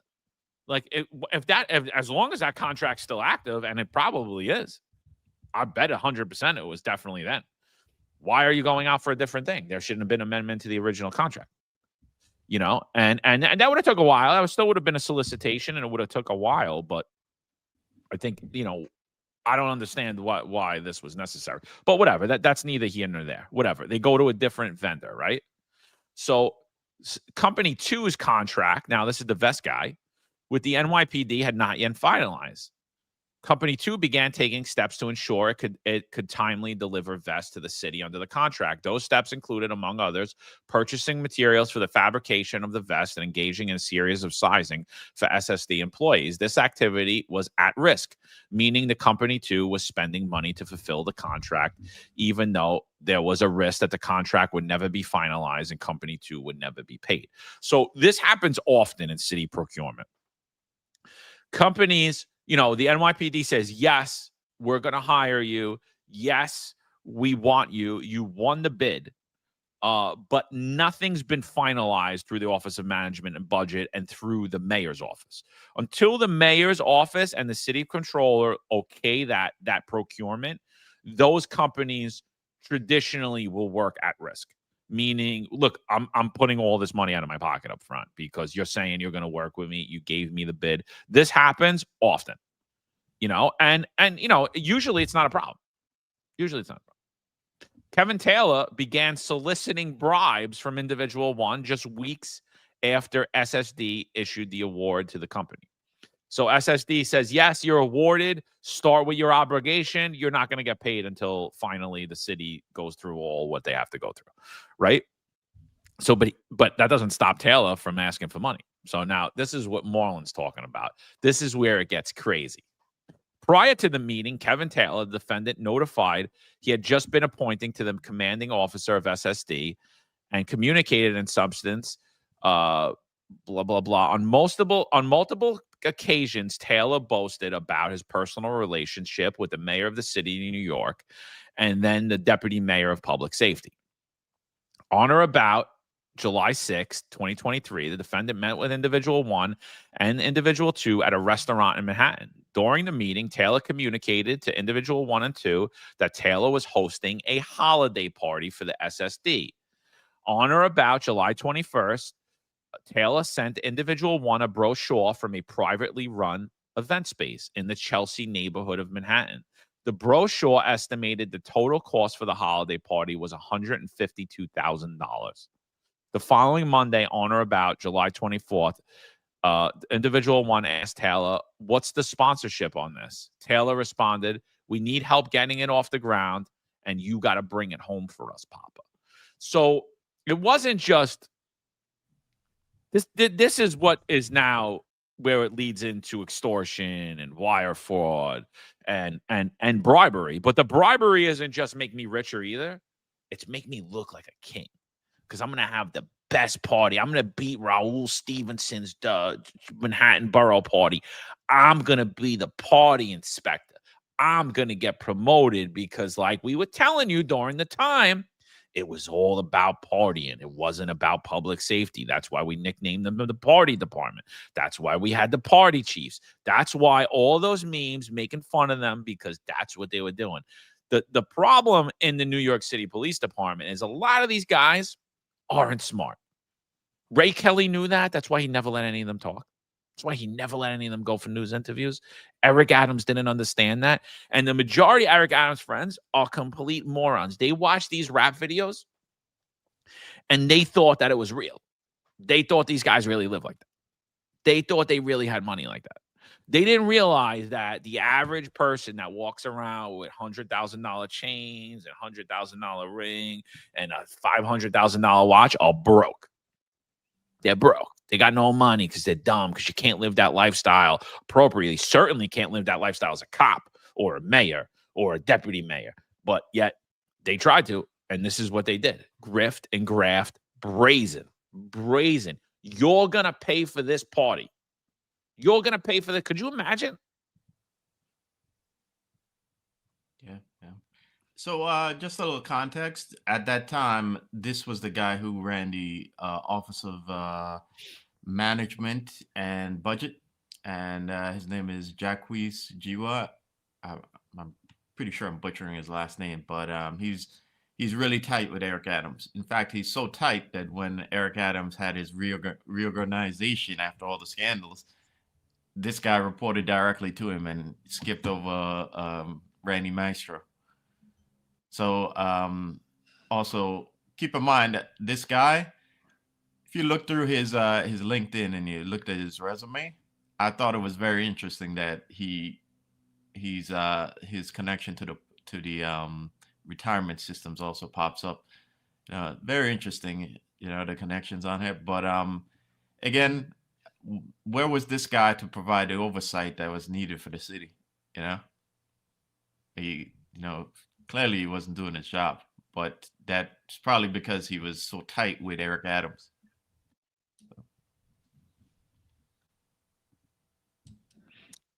I mean, listen, we've seen the appearance of impropriety for the entire Eric Adams administration.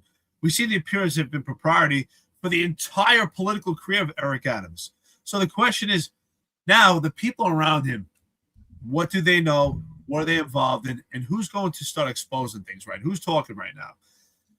We talked about this earlier offline, right? Marlon, Ingrid Lewis Martin. How much does she know? I mean, she was the brains of the operation behind Eric Adams for his entire political career. How much does she know? How much could she expose in this? And who else in the NYPD is ready to talk? Who's been offered a deal? I mean, everything's been quiet for a long time with these investigations since the majority of the NYPD appearance of impropriety that we've seen, they've had their phones taken. It's been quiet for a long period of time. Who's been talking during this time? Who are these unindicted co-conspirators? Who is giving information? Who's an informant right now? I have some ideas in my head who would be an informant right now, but I think eventually that's going to expose itself also. It's going to play out. Yeah, well, I definitely would be asking Jacques some questions, Oh, yeah. Yeah. There's no way, considering all the shenanigans that were going on with these contracts, that something at some point didn't land on his desk and he looked at it and thought, like, what the hell is this? And that's my point. That's why all these people are all complicit. You tell me that all these active NYPD chiefs are they're so into their bubble that they have no idea what's going on at the upper echelon?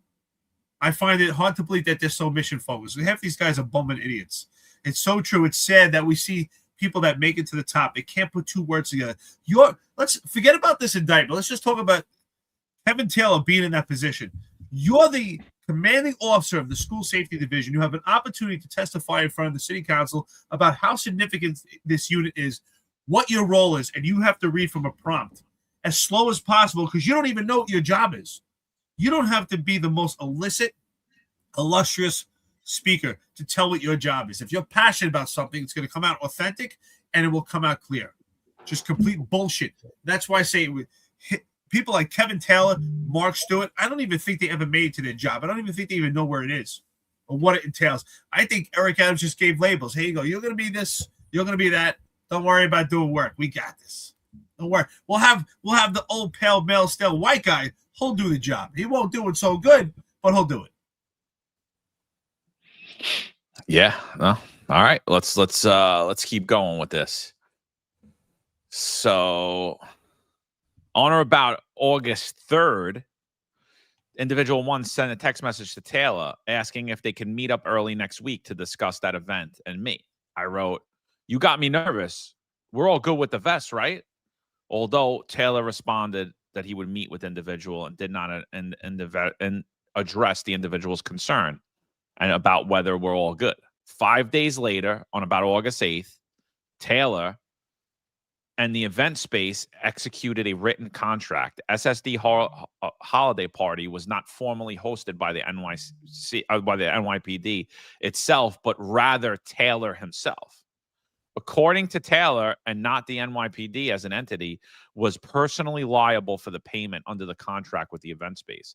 In the contract, Taylor agreed to make the initial deposit to the event space of $62,000, which would reserve the event space for the SSD holiday party to be held on December 1st, 2023. The contract specified that the final payment was estimated to be $124,800, with the balance of the estimated final payment to be made prior to December 1st, 2023. Shortly after Taylor signed the contract with the event space, Taylor asked the individual for money. On or about August 12th, Taylor texted the individuals, "I got $50K, only $75K left." To placate Taylor, because of fear that Taylor would sabotage the contracting process for Company 2, individual 1 upset there. "I will do my best." An individual would meet with Company's 2 board of directors to request a contribution. 2 days later, on or about August 14th, the individual asked Taylor to identify the organization where any contribution would be directed. At no time, however, did Taylor identify any charitable organization linked to the SSD party. So think about that. You know, normally things run through like precinct clubs, like there'll be a precinct club and that's a not-for-profit that's set up that will pay for this event. Taylor signing his contract itself, and he himself is soliciting this company for the money. "I want you to give me the money so I could pay the event space." How do you even know that that event space is exactly the amount of money that he bargained? How do you know they didn't give him a discount, a deep discount, because he's part of the NYPD? And this moron's doing it all through his own phone and not thinking that he's doing. I don't know. I gotta say, you're an NYPD inspector. You can't claim ignorance, but it's extortion, it's bribery, and it's clear as form. And he's just like, yeah, no, do it. You know, send me my money. Send me my money. And the guy's like, "Oh man, like I think we got to send them the money." You know, crazy. Yeah, it's also mentioned later on in there that he tried to use to the company's credit, they kept asking for a 501c to send the money to, and you know, later on he tries to use a relative security company to, I guess, launder the money through. And we talked about it on this show numerous times already. The pipeline that exists between security firms and the NYPD executives. How these guys retire and go work at these security firms, and these security firms are directly tied to a lot of the companies on Wall Street that have contracts with the city. So it's like one big old club, you know. And this is one of the reasons I believe that a lot of these executives don't speak up, because if they speak up, you're not getting your 6-figure security gig on Wall Street after, and they're not going to ruin their chances for that, you know. Never mind ruin their chances to get another 3/4 disability retirement, like Taylor did apparently. That to me, is the biggest scam that's going on right now. And actually, I think that is part of corruption right now. I think it's far worse than actually this stuff that's going on. First of all, this indictment's hilarious because it reads like novella. And this indictment, when you read it, it's real troubling. You read something like, wow, these guys are really dumb, though. I mean, they're so brazen that they, like John said, they're using their own phone. That just think of how long this is going on and how deep it is in the upper echelon of the appearance of impropriety and potential corruption amongst the entire upper echelon, that he's so comfortable using his own personal phone that they believe they're untouchable, right? Because you have to think, the first time someone commits a crime, they might be nervous, and each time they start, they do something and they realize they don't get caught, they start to get more comfortable. I remember Michael Dowd talking, I think it was in that 7-5 documentary, and he said, you know, at some point he thought like they would come get him. He said he thought eventually they would come get him and he would get arrested. He said it didn't happen. He's like, and then again, he thought he's going to get caught. It didn't happen. And at some point he realized, wow, I'm always winning. They're not going to get me. And I think these guys thought the same thing, or they think the same thing, right? For those who have not been named yet. But I think for someone like Kevin Taylor thought, well, I didn't get caught. Nobody came. I guess, you do it again, you get more comfortable. Eventually, you just think you're untouchable. And that's what these guys are. These guys are, honestly, they deserve whatever's coming to them. They really do. I mean, and especially, I think the three-quarter pension disability scam, and I call it a scam. I think it's a scam. Really, I think it's far worse than anything else. I mean, think about how much money people are taking when they if it's a bullshit disability, and if they use their rank, which I believe what they're doing, if they use their rank to get these disability pensions, think about how much money they're getting. Over a 20, 30-year lifetime, getting that pension on a monthly basis, tax-free.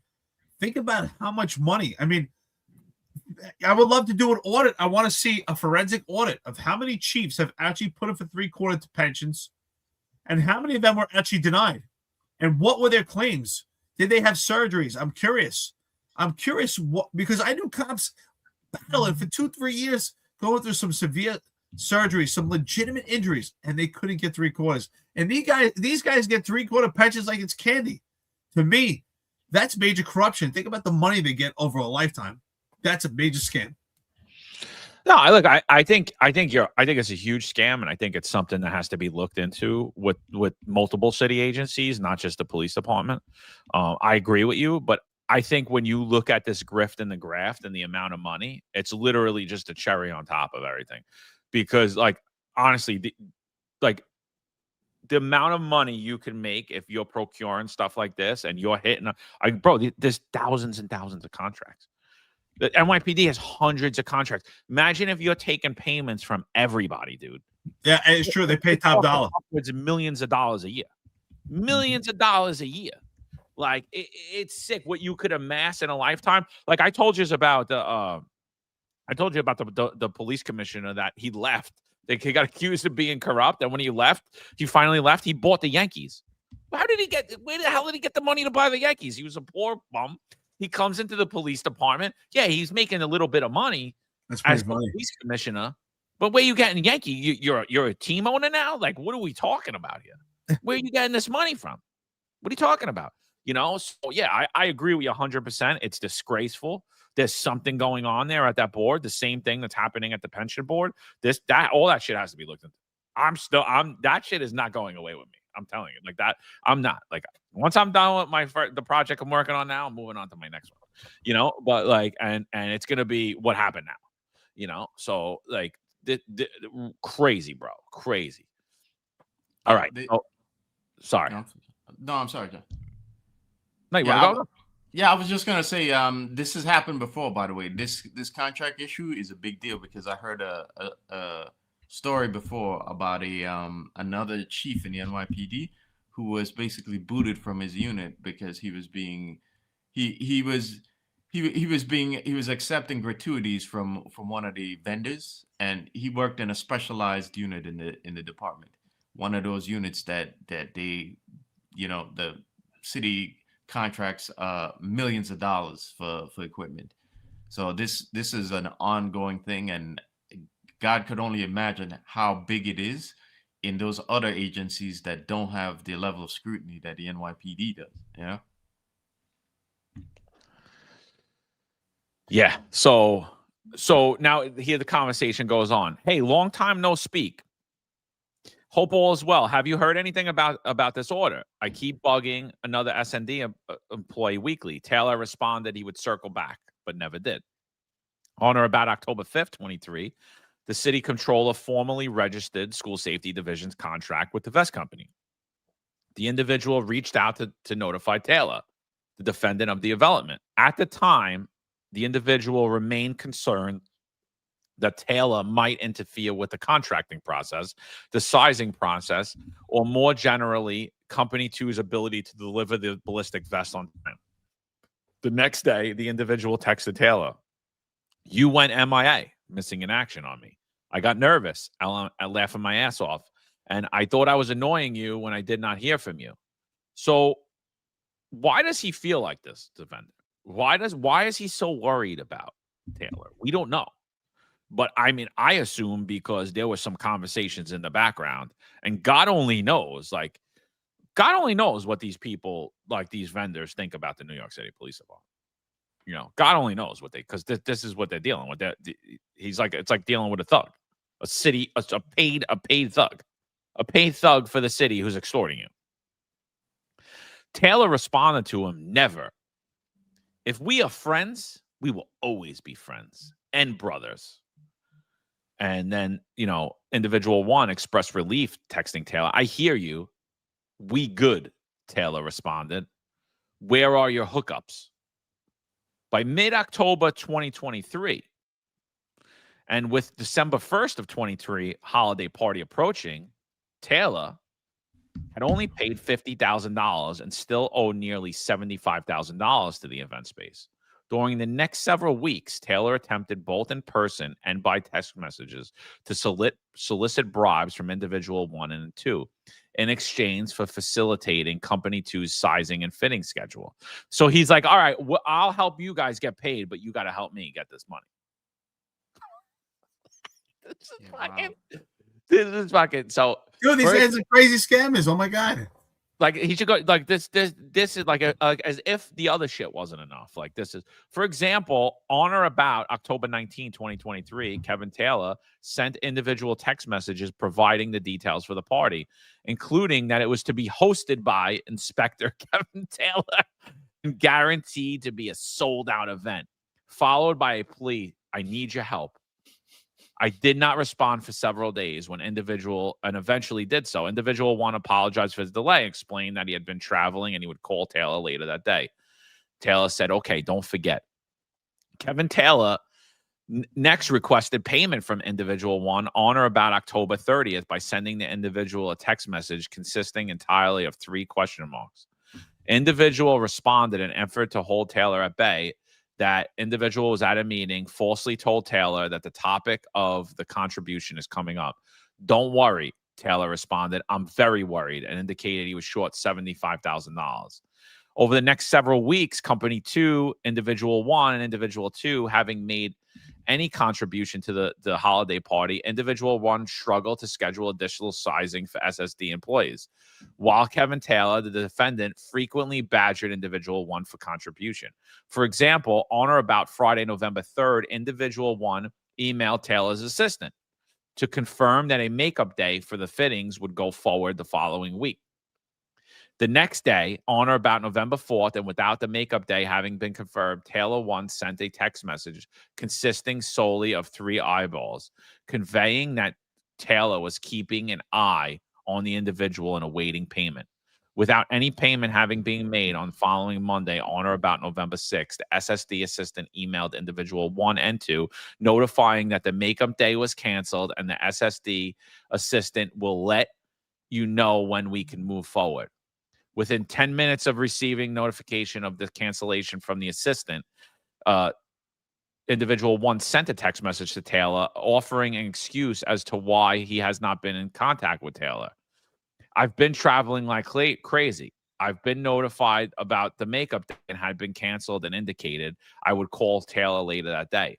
Taylor did not respond to the message, and the next day, the SSD assistant sent a text message attaching a formal invitation to the holiday party, thereby linking the cancellation of the makeup day to the party. The following day, Taylor sent the individual the same invitation as well as a promotional video for the party. We're doing promotional videos now without any interfering messages. On or about November 14, Taylor sent excessive text messages soliciting a contribution, and oh my God, nothing. So listen, like that is a sick portion. So he doesn't care about having his guys have vests, his guys and girls have vests. He doesn't care about that safety. He's using that to benefit. You're not going to get paid if I don't get paid. Where's my crumbs? This is not the work of an NYPD inspector. This is the work of muscle for a crime family. Dude, spot on, brother. That's exactly what this is. First of all, Peter Palace 3703 says this is absolutely crazy. This is nuts. This is nuts. I've read this, but when you read it out loud, it's like, wow, this is just insane. That's exactly what this other party is thinking. Like these guys are muscle, right? This is sick. We joke around and talk about crime family. We had a bunch of memes, the Eric Adams crime family, but this is a crime family. This is insane. This is going on in the NYPD. So for all those people who told me that, me and Johnny, you guys are complete radicals, that the NYPD there's no corruption going on, but maybe you were looking in the wrong direction. The problem is you've been looking at the precincts. You need to be looking at One Police Plaza, and you need to be looking at the top. The way that reads is just insane. And who was doing those promotion videos? Was it Kaz Daughtry? Was it Kaz Daughtry doing YouTube content for this? This is I don't insane, know, but how bro. come we didn't get that promotion video? Because I want to buy. We need that. Yeah, I want to know. And how much did it cost to make those promotion videos? That's another thing. And how many people are involved in making those videos? Don't tell me that all these active NYPD chiefs are complicit. They have no idea what's going on. They all go to these parties. You know exactly how this works. This is sick, bro. That's sick that we just read that out loud. Yeah. Look, I'm curious now, even more so. Like, what did they get out of this one? Who's getting what out of this arrangement here? Because it seems to be you're not getting you're not getting close. You're not getting these city contracts without some favor being exchanged. Come on, Marlon. You know what that is. Yeah, Do me a favor. Pull up John Shell's Twitter, like his page. Just pull it up. Hold on, I gotta hear you. Yeah. I get it. Yeah. I mean, considering the close relationship between Chell and Dr. Phil now, how many times has Chell been on Phil's shows? No. How many ride-alongs? Not close relationship, business relationship. Yeah. How many ride-alongs did Dr. Phil do with the NYPD? Back and forth, 100%.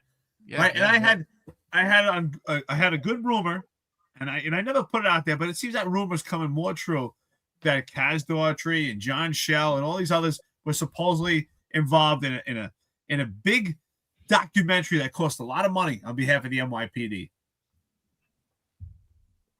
So cities doing business with the NYPD. Do you think as a member of the NYPD, you could just go and I shut my Twitter down here? What the hell? You think as a member of the NYPD, you could just go and do business with that same organization that the city did business with? Like, you're not allowed to do that. I know that everyone's been doing that lately, but that's not cool. Like, it's a huge conflict of interest, because now I could solicit future bribes from these companies, right? Mm-hmm. So I could say, all right, well, I'll get you this now, but you're going to hire me later on down the road. And so that's why they're usually not that they're usually, but there are rules and regulations about working with businesses that do business with the city later on. But those lines have been blurred under the Eric Adams administration. This is not a friendly relationship. This is a business relationship that he has with Dr. Phil. This is a business relationship that he has with Newsmax. And he got that based upon his position as the chief of department with the NYPD and the favors that he did. That is a huge bit. Like, that's where that is. That's where the graft is. It's right there smacking you in the face. He has those logos as if, he's a contributor, mean he's paid by Newsmax and Dr. Phil. Yeah. Right. How many? I've done hundreds of interviews on Newsmax. I never listed myself as a contributor because I wasn't paid for them. Right. But Fox never paid for them. Right. All these other things. I'm not paid for them. Not a contributor. You're not working for them. So he has Harlem Ridge Advisors, the company that him and Tariq started, Dr. Phil and Newsmax up there. Where's the grift and the graft? He received it in retirement. Yeah. So you got to make you wonder if their consulting firm, is really the front for the grift that they're now, the rewards they're now getting for giving access when they were, when they worked in 1PP. Look, you got an inspector working for a drone company that the city had a contract for. You had numerous NYPD employees working for. You got all of these guys going working with the vendor to working for the vendor. What about those trousers? What about those trousers? What about the trousers? What about I'm telling you, I'm looking at every contract, including the drone as a first responder program, and that tells me why all these company CEOs was so amazed what we were saying at the time, because we really weren't even talking about the companies. We were just talking about the Adams administration, right? Because what did we say about the drones? They're necessary. They're a good tool, but they're not replacing an NYPD officer. Let's not get crazy here. Let's not sell it for something that it's not. It's a great tool, something that we should have in law enforcement, something we should have had years ago in law enforcement, but it ain't replacing a cop. And that's all we were saying. And all of a sudden, all these CEOs are all over my LinkedIn, all over everything, all their employees. Sorry, I'm not buying it. I'm not buying it. If there was justice in this country, you'd all be getting handcuffed. It's that simple. And again, I don't care about the business owners. I really don't. I hold the cops accountable. I hold the members of the NYPD way more accountable. In the business world, things that are considered bribery in government are just ordinary business routines. It's like, hey, yeah, I'm gonna take you out to dinner. I'm gonna take you out to lunch. I'm gonna schmooze you. I'm gonna take you to Yankee games. I'm gonna have you go pitch with Mariano Rivera. We're gonna go to the casino. We're gonna go travel. That's normal course of business in America. That's not when you're talking about working with the government and public service employees, that's bribery, my friends. Yeah. Well, go ahead, Marlon. No, I was just gonna say quickly that it says in the indictment that the Safer Watch guy he tried to go it the normal way, and then he sought to get himself an edge, and that's where we get to the bribery. But did he seek to get himself an edge, or was he told this is the only way you're gonna get it? That's what we don't know. Very good point. And going through these text messages, I'm gonna say that he was instructed this: if you want to play with the big boys, don't pee with the puppies. I'm gonna say that this was, you want this contract, this is what you're gonna do to get it. Yeah. You know what? Thank you very much. You beat me to the point. That's what I wanted to say. Is that ultimately when you read out that indictment out loud, to me, what it reads is exactly that he didn't have to seek out. I think they told him, listen, this is how business works. If you want to deal with the upper echelon, you want to deal with the big boys, or you want to deal with this crew, you want to make money, this is how it works. And to me, that also says, right, what we were saying, this wasn't Kevin Taylor. In my opinion, this is not Kevin Taylor's first time to be involved in the mix. Because to say, if you want to play with the big boys, saying, well, he's already part of the big boys. If you want to do this, I've already done this. And that's the way it reads to me. He's not a newbie at this. You know what I'm saying? This doesn't read this guy's not a first timer. He already has access, Kevin Taylor. He has access. You want this? This is how it works. I'll talk to my people. So we know contracts and all that kind of stuff has to go through specific channels within the NYPD and City Hall. So again, the active NYPD chiefs out there, you had an inkling what's going on. None of you ever formed a coalition to say that this isn't right. You went along to get along. Why? It's because what I always say, Marlon, you said it for them to get jobs, the careers after retirement, which I agree. I think the number one reason is to pave the way for offspring. It's about, as long as I play along, once I retire, my son, my daughter, they're good to go. They get promoted in 18 months. I just got to keep my mouth shut. That's all. I got to play the game. I get my 3/4. Everybody's taken care of. Yeah. And one last thing quickly. I'm referencing the Juice and More bar. Remember, this owner, when he thought he was being unfairly summoned and unfairly visited by the local precinct, the 6-0. And what was he told? You gotta basically reach out to Ray Martin and reach out to Ed Caban's brother in order to get around to get an advantage in business. To do business, you're gonna have to go it this way. So I'm referencing that in regards to what John just told you. Well, and that's the thing. So when you look at the history of the NYPD and the corruption there, depending the areas you have was depending the amount of money you made on the side. And the money that you made as a police was nothing. It was literally nothing. Like you would make in a month what you would make in a lifetime. Because if you're extorting all these businesses, and that's what this looks like, right? It looks like this is a huge corruption extortion ring. So all the shit that was happening in 1845 is currently happening today in 2026. And we're all just putting blinders on. Like, no, this is the Jessica Tisch cleaned it all up. Yeah. Everybody's good. All these guys are honorable. Look, they're on the news. Oh, look, they were working for Homeland. Oh, look, everything was good. Don't listen to those guys on that podcast. They're just racist. They make racist memes. The black guy makes racist memes all the time on the podcast. Like. Well, listen, it's a very easy solution, John. Every black executive put an O in front of their name as they move up. Taylor is going to be O Taylor. Madry should have been O Madry. It probably was O Madry. Just we couldn't hear it. The bottom line is, to me, that indictment reads like we're already in the mix. This has been going on. This is nothing new. That didn't sound like someone that's uncomfortable who's first getting into it. That to me sounds like this has been going on for a long time. And to me, I think it was common practice based on this indictment. I think this has been going on a long time. I just think Eric Adams' administration took it to a different level. And it's funny how internal affairs is always suppressing the general population, yet then they're protecting the top. That's exactly what they're doing. So shame on you if you're internal affairs. And to think that Jessica Tisch just eradicated corruption. John Shell was her chief of department. Kevin Taylor was still there. John Shell is probably he's the most unprofessional. She promoted him. She promoted him. You're right. She promoted him. And people could say, well, she was under pressure. She had to. The bottom line is she did. You fell in line. If you felt pressured that you had to make John Shell the chief and you didn't agree with it, well, then you should have left your position because you don't need the money. You're a billionaire heiress.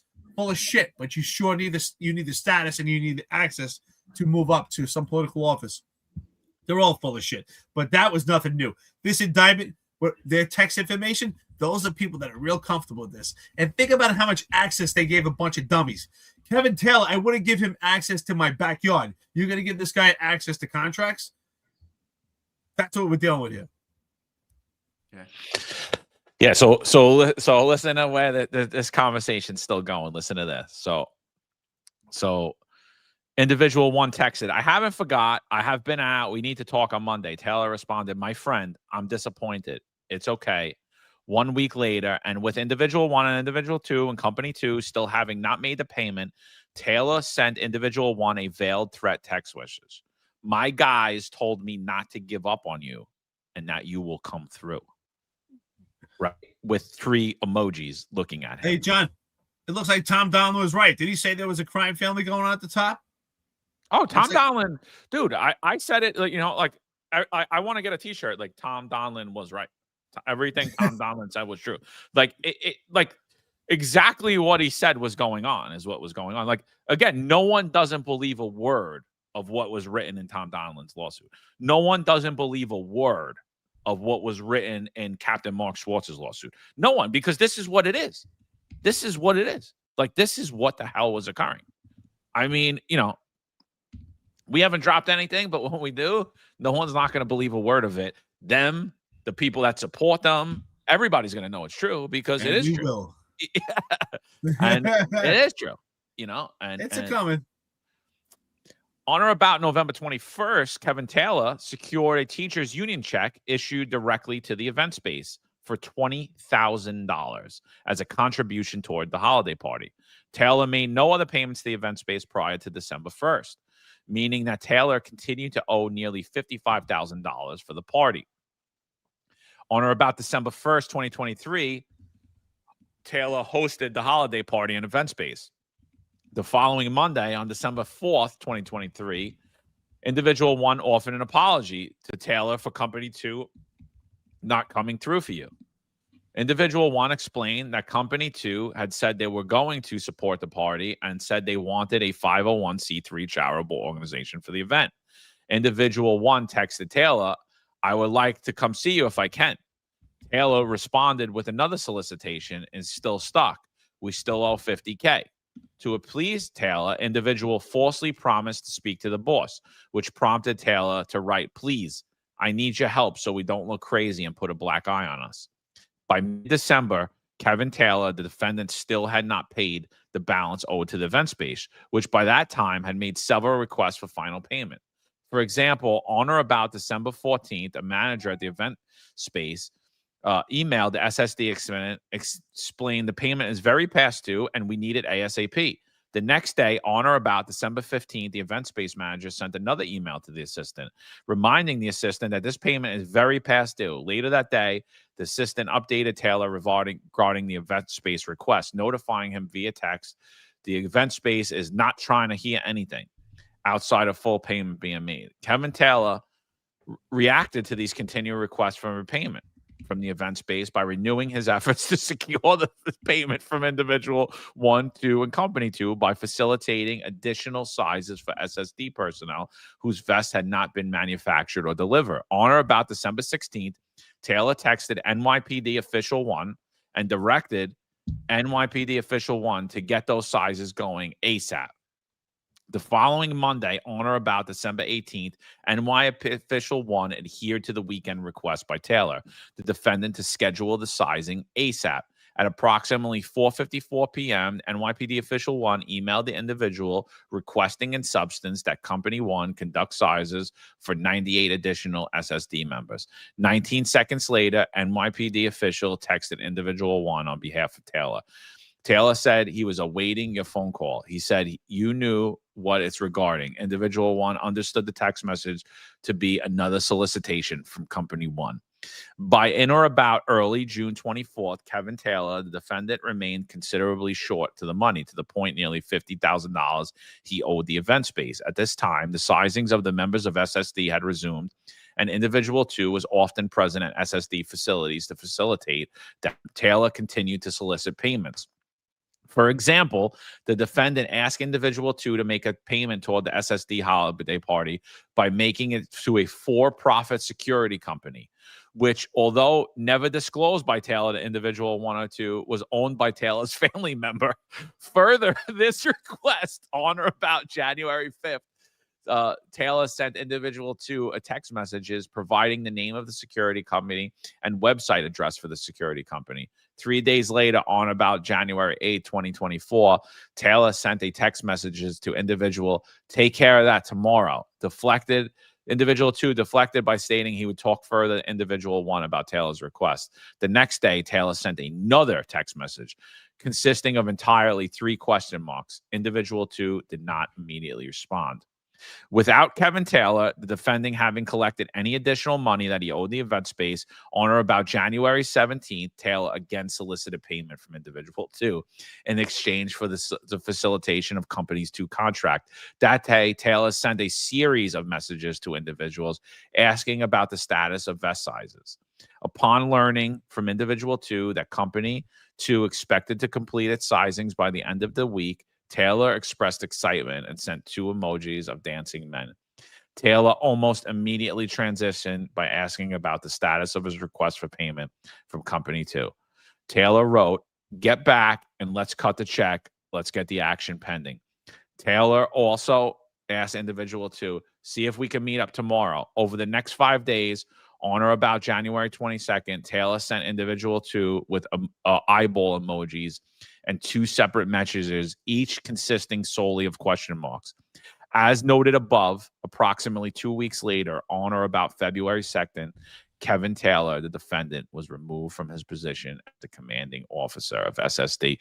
So not only is he a skell and he's trying to extort this business, but on top of that, they don't even pay their bills.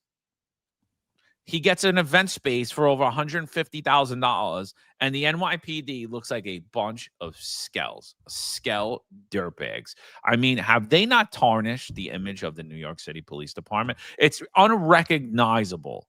It's unrecognizable to me. This is disgraceful, honestly. Yeah. He deserves due process. Everybody's guilty everybody's guilty until proven innocent. Everybody's innocent until proven guilty, excuse me, except for Maul and Bethel, except for me, right? Because we didn't take the vaccine with bad kids. I get it, but if only a quarter of this is true, this dude needs to be away. This dude needs jail time. This is absolutely ridiculous. And there should be severe financial penalties. Severe. Yeah, it's pretty wild, It's pretty wild that this level that he went this far in what year was this? 2024. You tend to think that this type of corruption has ended, but man, if there's one thing we learned in the last couple of years is that it hasn't gone anywhere. Even with like cell phones in people's hands and all this surveillance and you being able to trace everything, people are still stupid enough to do it, So it's wild. But this also, what's interesting about this to me, Marlon, and this further proves that the Internal Affairs Bureau for the NYPD is a selective affairs bureau because they have full access to the entire NYPD. They have full authority to investigate the entire NYPD. And if you look at it, the NYPD is almost segregated to two parts, right? The NYPD does a great job at looking at the bottom, but when it comes to looking at the top, they don't do such a great job at looking at it. And so so it's shocking to us like that this type of corruption goes on in 2026 because we all served in the NYPD. We know the technology that we had. We know what the exposure that we had. We know the ability of investigations that we can do, especially you, Marlon, being intelligence, and John and myself both do special operations. We understand it. But this is just further indication that the Internal Affairs Bureau is intentionally turning a blind eye. Because how could you not see this with the access and authority that they do have? Yeah, honestly, dude, I'm like flabbergasted. I find I'm telling you, it reads like a movie drama, dude. And this is just one of them. This is just one of the indictments. If we had access to all of the federal files, all of the stuff that came out about the Crumbs crew, I mean, it would be insane. I mean, this would be probably the greatest crime drama ever told. We have Martin Scorsese direct it, and that's it. Well, and it'll start off with them listening to the podcast about themselves. Yeah. I don't know. I don't know, John. This sounds like a new Showtime drama for 50 Cent. Yeah. Power, Oh yeah. And you know what's interesting about that picture? In my opinion, you could take that orange suit and put it on any one of the Eric Adams administration at this point, and to me, it'll fit. It'll fit. Every one of them. And I believe all the active NYPGs are just completely complicit. So my message to Jessica Tisch, if you really want to eradicate corruption, get rid of all your upper echelon and start over. Start moving up some of these executives that potentially have integrity. Because anyone at the top right now, especially a jellyfish, Mike LaPetri, never said a word about what's going on. Not a word, not a peep. Go along to get along. So this idea that you eradicated corruption is full of shit. Yeah, Mike Marino, you're right. Get them orange ball gags. That's what they need. Get them an orange ball gag that says, I did it. Because we know damn well what you did. They wouldn't wear that because that would cover their mouth. They need one of those holes. That's true. Yeah, that's true. Aren't these guys all Freemasons, right? Those guys. I don't know what the Freemasons do, but one thing I know about Freemasons, they all keep everything. It's like a secret society. What secrets do these guys have? There's a lot of secrets, but I think a lot of them are going to be spilling beans. Maybe even this guy, who he probably already has, actually, federal proffers. I don't know. What I type mean, of car did he get again, that's a Kevin Taylor? scary indictment: bribery, conspiracy to commit bribery, wire services fraud, conspiracy to commit wire services fraud. There's a lot of charges there. They carry. John, what was he heavy- driving? John, what was he driving again? I think he was driving a Porsche, if I'm not mistaken. Oh, I think that Porsche got taken that morning, and I think that's what we reported, is like that his Porsche got taken. So I hope you at least christen that Porsche. Oh well. yeah, I don't know, but like we've had two titles. This is probably my number 2 favorite title of a thumbnail. My first one is Sex, Lies, and Overtime, but this one I like: NYPD Bribes and Panic Buttons. Oh, I love it. I love it. I like this title. This is a good title for a meme. You know what? We should do fine as a filter, things that start with the letter O. O Yeah. Taylor. O Madry. Wait, it's coming. This administration, man. You know what's crazy about it is, and you know what? I want to say, screw you to all those cops that said we're out of our minds. When we started getting targeted and we started getting threats to our kids, and people said, no way, that's an NYPD cop. No way. Well, wake up. Look what's going on in your NYPD. Look at this. This guy is at the top. Your problem's not at the bottom. These guys in precincts right now are starving. They're begging for overtime. They can't get overtime anymore because of what these guys were doing at the top. These guys in the precincts can't get a cup of coffee because this guy was driving in a Porsche. These guys are in precincts. First of all, they can't find a decent place to sleep when they're working 12 or 16 hours, and these guys are getting luxury upgrades. These guys are sleeping in the precincts in beds that my dog wouldn't want to lay on. And these guys are living lives of luxury. Disgusting. They're animals. And they watch these cops, cops like a PSA 2 who get constantly sewage leaks, and they have to stand in sewage, and these guys are standing in luxury. Think about that. Disgusting. One of his guys reached out to me last night, and I'm not going to get into detail of it, but basically the guy got jammed up, and he said that this dude, Taylor, was like basically like said, "Oh, if you get me something, I'll make it go away." Yeah, I wonder how. And the only one that's going away right now is Kevin Taylor. Bye. Maybe Eric. Maybe, yeah. The thing is, this whole the whole system is corrupt, And again, to John's point about Tish, I think it was John that said about Tish doing something. I'm not going to hold my breath. It was you, Eric? Yeah. I'm not going to hold my breath. And the reason why is because, so you remember the bins contract that Tish was part of in sanitation, right? Yeah. The little brown bins you're talking about? Yeah. The stupid bins that they want to make. Did they have that video about the bins? It's a trash revolution. It's a trash revolution. Eric Adams invented the trash can, but you have to buy it from my friend over here. Great point, Mom. What we getting into it? Well, the stupid bins that haven't been delivered yet, right? That company's being sued right now, and that company is facing a lot of scrutiny for its failure to deliver those bins, even though they have a sole 10-year contract with the city for it, right? Well, let's keep in mind now that, Tish herself, remember, she was the commissioner of sanitation while this was going on, right? And the Tish family themselves are in the same network as the CEO of the company, right? So the company involved, again, is called Duramax, right? And the CEO is a guy named Brian Cole. The CEO is Brian Cole, and the company and the CEO's mother is on the Young Arts Foundation, right? Which is one of these charities or NGOs that help out with the arts and such. But keep in mind now that, right, on his mother is on the board, and Laurie Tish's aunt is a big contributor of this foundation, So am I to assume that these people don't know each other, We talked before about this being like a very big club, and how incestuous it is because they're all doing business with each other.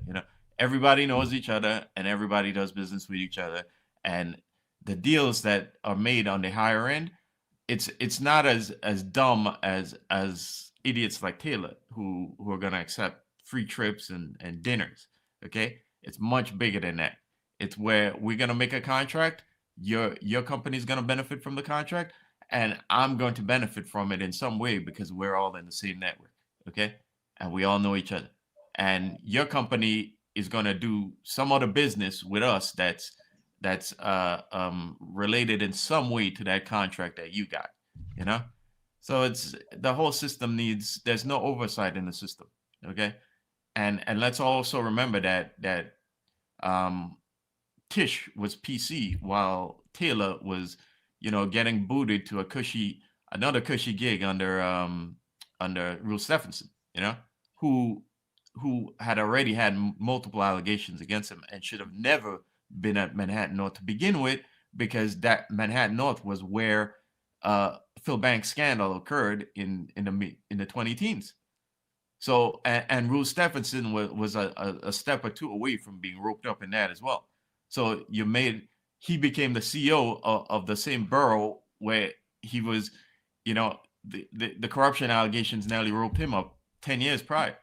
So I don't have any hopes that we're gonna have true accountability here, because who are we gonna turn to? Who are we gonna turn to?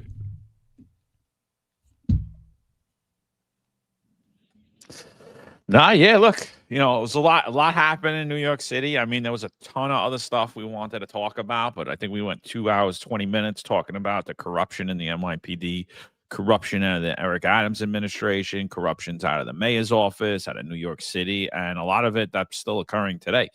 So I don't really think we got too much else to talk about today. I think we're all out of gas now. But yeah, I highly recommend everybody read that indictment, and I just really just want you to keep in mind that this was one little section. It was one little part. This dude was really nobody down the ladder of the Crumbs crew,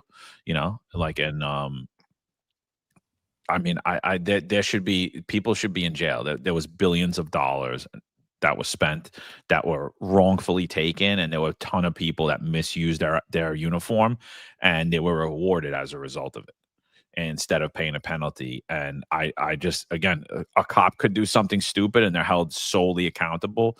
And when it gets close to the king, when you get close to the top in the political graft, they just keep rewarding and failing forward. And, there's going to be a reckoning at some point, whether it's today, whether it's tomorrow, whenever it is, it's going to come. So, and, I don't feel bad for anybody, and anyone that's pissed that we did this episode, or if you yourself are listening to it and you're pissed about it, we really don't give a fuck, because the bottom line, it's the truth. And you know what? My opinion is, if this is even this much true, you should go to fucking jail, because you're a piece of shit. So, yeah, I agree. And my recommendation is you should do a side by side. Look at the indictment and take Tom Donlin's lawsuit and put them side by side, and then read them both, and then say to yourself, wow. And a lot of the stuff Tom Donlin's lawsuit is stuff that's actually mentioned on the Finance Unfiltered quite often. So watch the Finance Unfiltered, read Tom Donlin's lawsuit, and look at the indictment and ask yourself, is the preponderance of evidence met? Because it comes full circle. We've been telling you the information. Tom Donlin put it out there, and it's in that indictment. What's in that indictment has been spoken about in the Finance Unfiltered. It is in that lawsuit. So don't tell me that it's just this is happenstance. This is, and as John said, this is just someone who's along the totem pole in the Crumbs crew. Think about what else went on and who else was pulling the strings and what really is still going on today. Is this really over? Yeah. I mean, if you read all of these, all these scandals that have come up, they all intertwine, because you read, they'll mention using Signal to message each other in one scandal, and then it pops up again here. You read Donlin's case, and he talks about them going, the deal making and the backdoor discussions they're having. And now you look at this and you see him referencing Phil Banks and Eric Adams and how cocky he is, and not worried that he's going to get caught. it's all connected, and it shows you the same. These people all had the same worldview. They were arrogant and felt that they were never gonna get caught because, again, they were close to the king. And unfortunately for them, Eric Adams never had a second term. So we can only hope right now that they'll actually have to account for what happened. But I don't think, again, it's coming from the NYPD itself. I think it's got to come from maybe the feds or the state. God willing, if Hochul and the other idiot up there have to leave office. But I don't think it's coming from the NYPD itself. No, yeah, I think you're 100% right. And even if you read towards the end of the indictment, even at the end, before he gets transferred again and out of it, his last message is, "My guys told me you were good." Yeah. Who are those guys? Who are those guys? And so there's just so much. But yeah, 100%, Marlon. Every single thing that we covered, they're all intertwined. All of it relates back. Even this thing. Even this, when you look at the earlier reporting of it, it was originally came out about the Banks brothers because it was solicitations coming towards it from the Banks brothers, from lobbyists. So yeah, 100%. You're 100%. You're 100% on point with that. So all right, anything else before we run out of here, fellas? Yeah, coffee donuts. Let's do it. Oh yeah, I would have forgot. You're right. Sorry. I don't think the mushroom coffee's kicking in. Monday, I'm out, by the way, fellas. I'm dropping my 28 now. All right. Monday, I'm taking off. Let's see if Rob Lucash authorized it. Rob, where you at, brother? I'm taking off. Well, he says no cash. I don't know if you get days off. Rob should fill in for me. We could be like firemen because him and Ron have been taking off. So you got Rob should fill in. Rob and Ron work one day a week, and these guys are taking off quite often. It's unbelievable. Let's talk about this. Yeah. white shirt privilege, I got immunity. That's because they're executive. You know what? They're tier 1 in general population. That's mushroom coffee sucks, by the way. I hate it. I don't know how you drink that stuff. It sucks. It does. Dude, I sometimes like my daughters like Starbucks now, so like I'll take them here and there like once a week. Sometimes I buy a small Starbucks coffee and I just smell it. Just to get the smell. John, you're screwed here. Samantha Guccione says denied. You didn't put it in 5 days in advance, John. Did anybody ever actually go by that rule? Anybody? So yeah, I've seen people be scum like that. That's a stupid. Honestly, This is my opinion. My opinion is if you have the time, you should not be denied a day off. You have the time. If they have to put people in, put them on all the time. You have the time and they deny you days off. Why do you have time in the books? Well, the fire department does that, dude. Like they're like, all right, yeah, just that's an overtime slot. Yeah. I don't think you should be denied, honestly. If you have the time, why are they denying you? This is a union job. Why? It's actually stupid. Yeah, but that's you'd have to care about the cops. All right, come on, we're not going to do that. That's not a good idea. Let's make sure Kevin Who cares about following the rules and like regulations and labor contracts? We don't need any of that. These guys, somebody's got to work while we're busy throwing our parties, bro. We got a Christmas party to worry about here. 160,000. Somebody's got to pay the beans. That's it. Rob says, you know what? Rob says him and Ron sign each other's 28s, and then they bring Mike Marino on all the time. Mike Marino's coming on. He's gonna be the overtime ringer. You can't pay the bill for the Christmas party. You go shake down another vendor. No big deal. It is what it is. We had it all. Keys to the city. We had apartments in Pearl Street. We had apartments in One Police Plaza. We had hideouts all over the city that the city paid for. We had it all. And now you're just a regular schnook. Good fellas. Now you know why these Chiefs never want to retire, right? Yeah.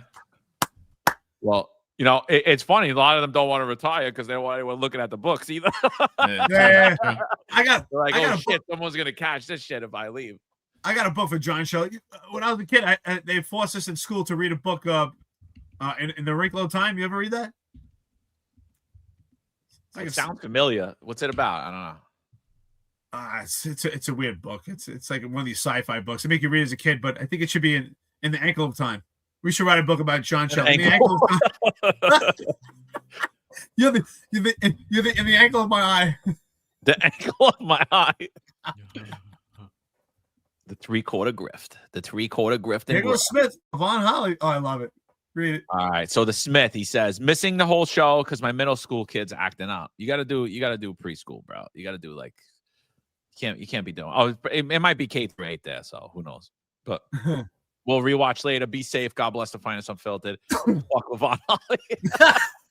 So Mike's a big fan of Chief Levon Holly. So in case you guys didn't know. Mike What do you think Mike thinks about Kevin Taylor? Mike had a direct hand to get him promoted. So just think about that. Mike Marino, $20. He says, good show, man. Thank you, Chief. We appreciate it. Enjoyed the show the other night. Yeah, of course he made overtime. He's good. No, we can. You know, Chief, thank you, brother. Let's appreciate it. You know, it's good to see some of you executives go in your pocket every now. Instead of going in someone else's pocket. Yeah. Mikey G. He says, do you think they're going to start whacking people and finding bodies all over the city or upper echelon found with self-inflicted gunshot wounds? Look, dude, anything's possible. I would 100% make the meme with the Layla piano ending playing, but I'm not doing it because if we did it, they'd read way too far into that but that's basically, I mean, look, it's not far off. Anything's possible, my friend. What was it? Frankie Carbone, right? When she came in with the big mink, right? Yeah. Take it back. Take it out of here. and then Johnny roast beef with the pink Cadillac. Oh yeah. It's my mother-in-law gave it to me. You know, look, it's not far off, dude. You know, but with Pam Bondi as the head of the DOJ, I wouldn't worry too much. So no problem. I'll be hanging out with them in Florida. We'll be playing golf soon, all of us. So. Yeah, the Nasdaq's at 50,000. It's like, what the fuck are you talking about? Oh yeah, is it? Yeah. There we go. Stephen Dess, he says, was NYPD equipment or personal used to make this promotional video? All it takes is one person for the House of Cards to fall. Start a bet who it will be. Well, look, I think they're slowly falling here and there. I would love to see that promotional video. How come we didn't get it? How didn't we get that promotional video? That would have been we'll get it. Maybe we did, honestly, and we just missed it because it's probably an NYPD graduation. We would have known that with me. I would have saw that one. Panic buttons. Jason says, I'm using John's quote about the Columbia Association from now on, from Italy and does diddly. Oh, yeah, that was funny, dude.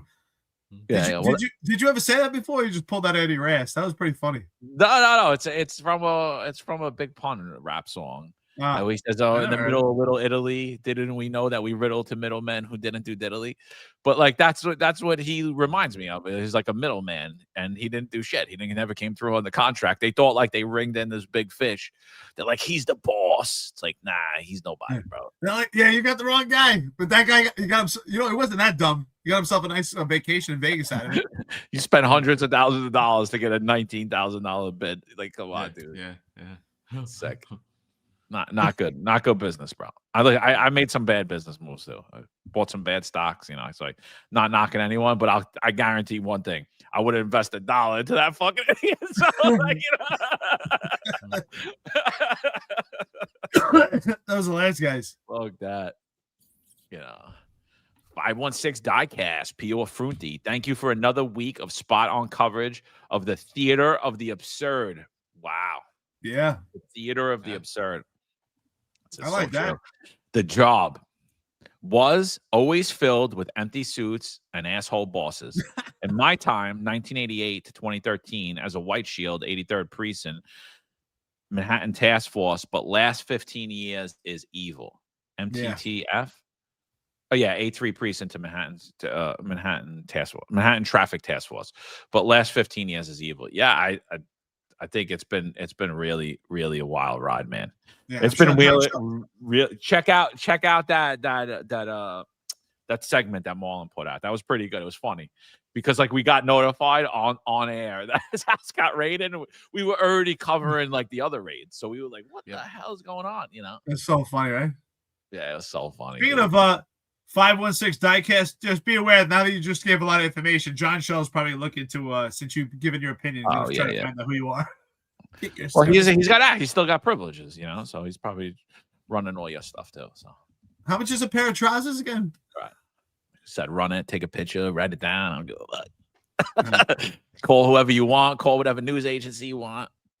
Oh, it's funny. You know, it's funny, dude. I've been getting calls all week about the old woman that's been missing. Yeah.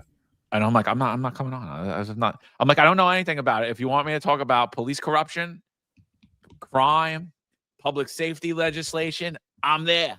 I was like, but I'm not talking about something that happened in Arizona that I have no idea about, that all these NYPDs and guys are going on and talking about. It's like I was like, yeah, no, I'm good, thanks. So even though John Shell dirtied my name up, they still call, you know. So Modern Samurai, $20. Morning, gents.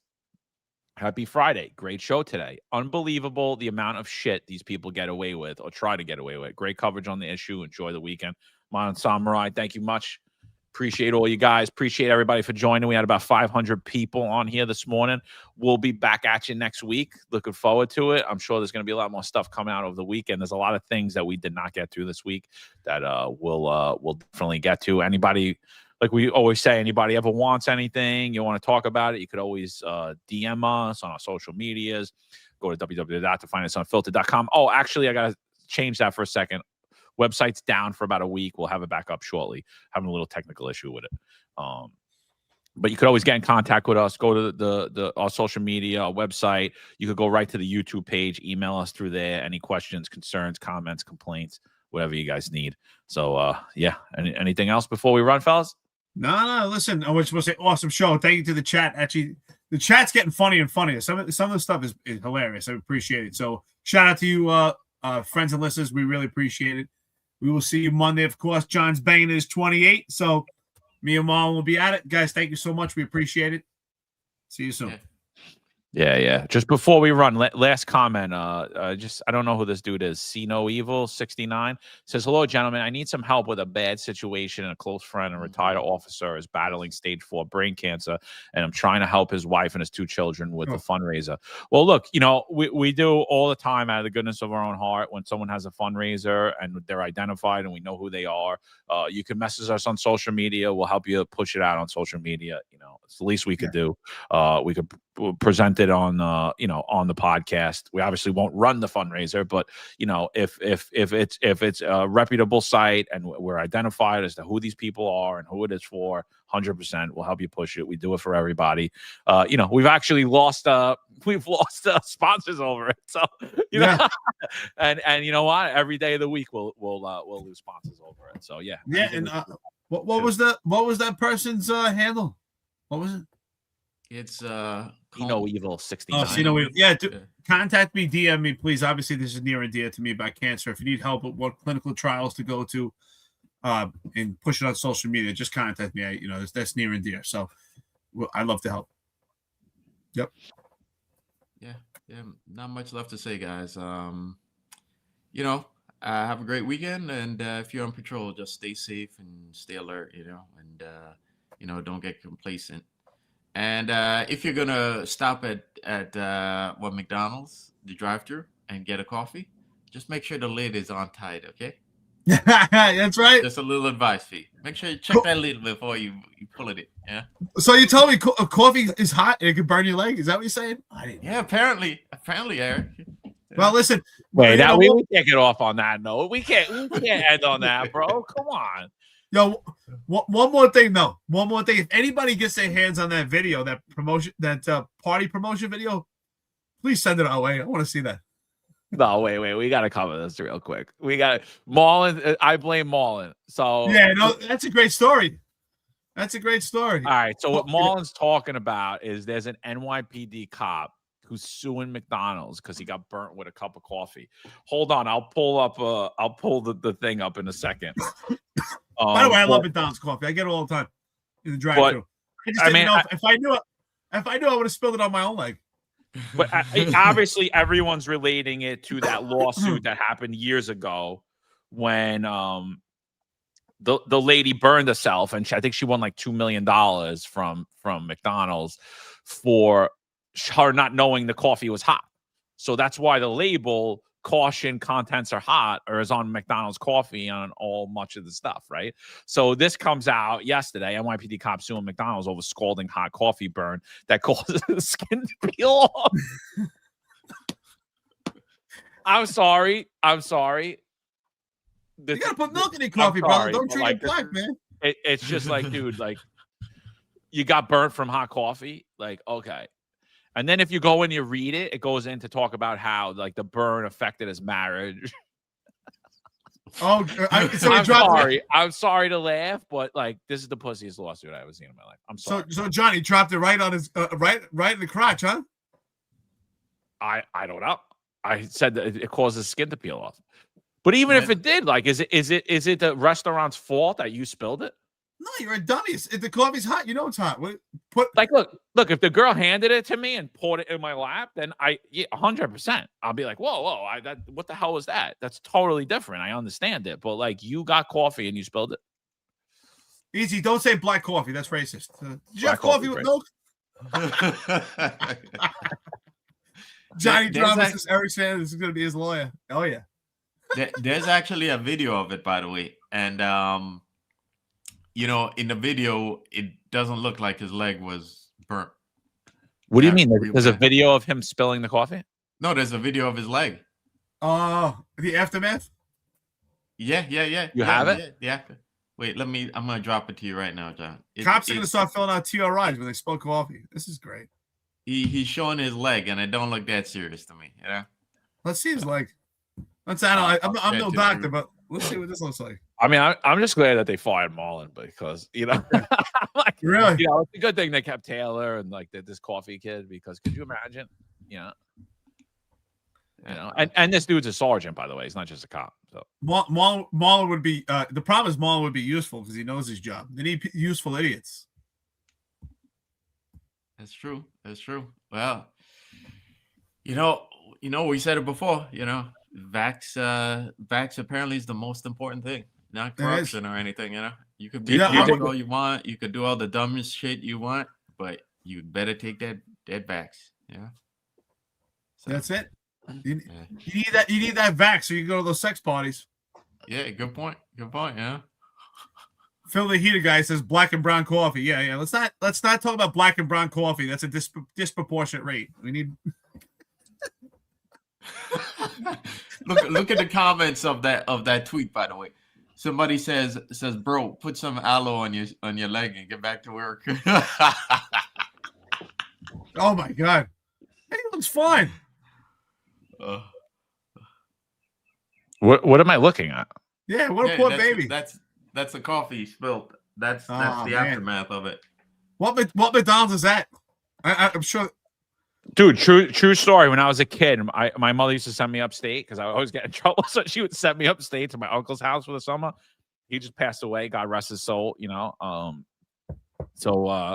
But she used to send me up to go upstate with my uncle, and he would like put me to work and stuff. And so he had a tractor, and my cousin was driving the tractor, and it didn't have the blades on it to cut like his big lawn upstate. And I jumped on the back, and I missed the back of the tractor, and my leg got stuck in between the wheel and the tractor, and it was just I was like on the rear wheel, and it was just ripping the skin off my leg. My cousin didn't know. I was screaming. I had 3rd-degree burns all over my leg. Till today, I still have scars going down my leg. I mean, like, you got a coffee burn, dude? Like, they had to give me this shit, like, that would turn silver all down my leg. Like, bro, it was torture. The pain was torture. Like, a coffee spill? Like, really? John, you should have been the movie Footloose. He gets his foot stuck in the tractor. Bro, that's it. If that blade was there, I wouldn't even have a leg right now. So I'm like, oh my god, that shit was like, dude, it literally ripped like chunks off my leg. But that's you know what? It's sad. Like it's sad how this country you could sue for anything. It's really sad like that. We kind of like embolden idiots. Like you drop coffee, that's your fault. You dropped it. You asked for hot coffee. What do you think you didn't say? What do you think you're getting? Yeah. People are saying he shaved his legs. He's got female legs. Hassan says Marlon only drinks iced coffee. He can't take it hot. Johnny Drama put female legs. Yeah. I don't Yeah, know, well. bro. But like, I don't know, man. I Get just some hair on those. Like, what do you You go know for? NYPD? Probably just got NYPD medically tested. when they talk about like the testosterone levels lowering and all of it, and like I clearly see it. Like I'm telling, like I'm fully positive. Like I just picture my father on his deathbed all the time. It's horrible, but like I'm like that dude had more testosterone dying than I do now. And I'm like it's just. And it just they just keep weakening. Like the generations just keep thinning out. And I'm gonna say right here, like this is just a lack of testosterone here, dude. You gotta burn. I mean, like, come on, dude. I broke my hand. I went to work for like 4 days before I even acknowledged that my hand was broke. Like, you know what I mean?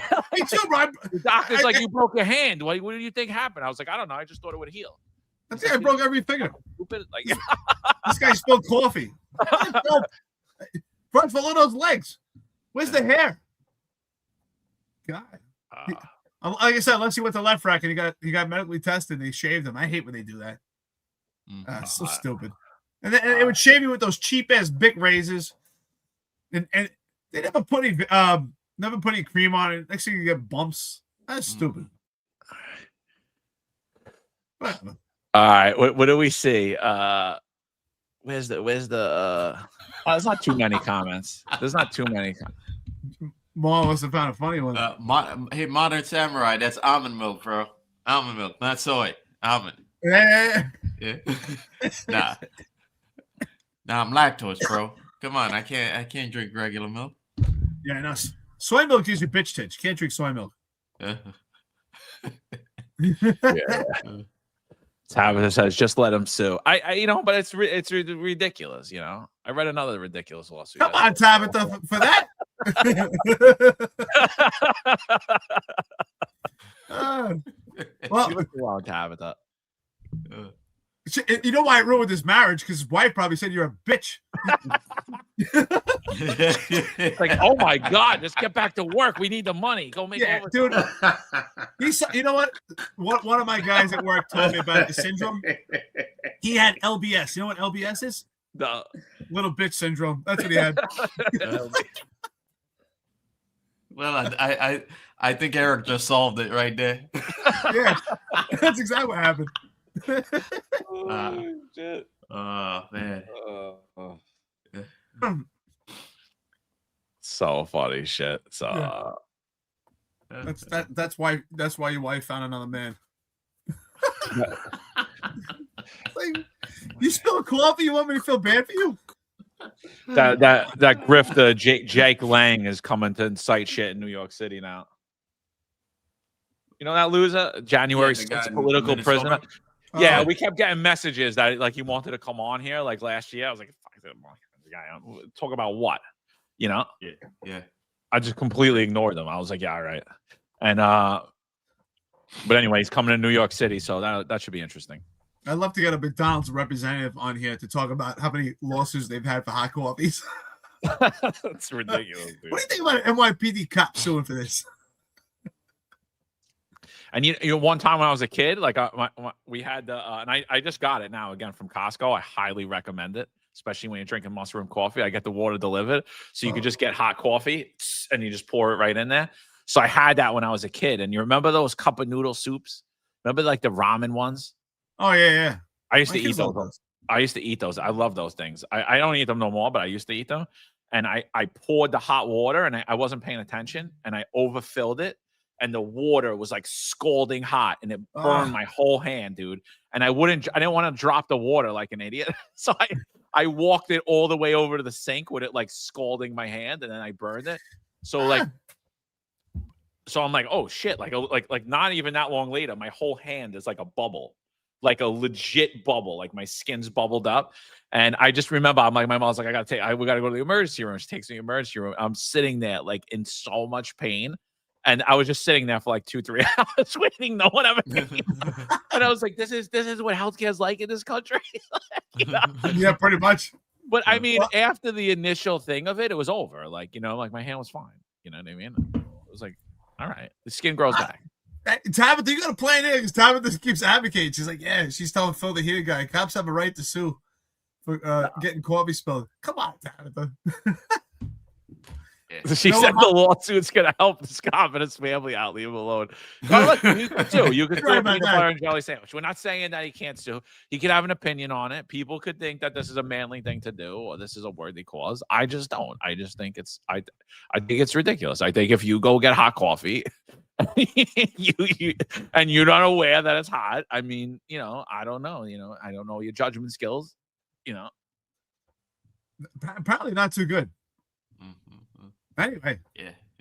Listen, it's 2 hours and 50 minutes into it. I want to thank everyone finding us unfiltered. You know what they call this, brother? They call this a Jewish goodbye. It's when we used to call. I don't know. They probably do it Italians too, and Marlon, maybe you guys probably do it too.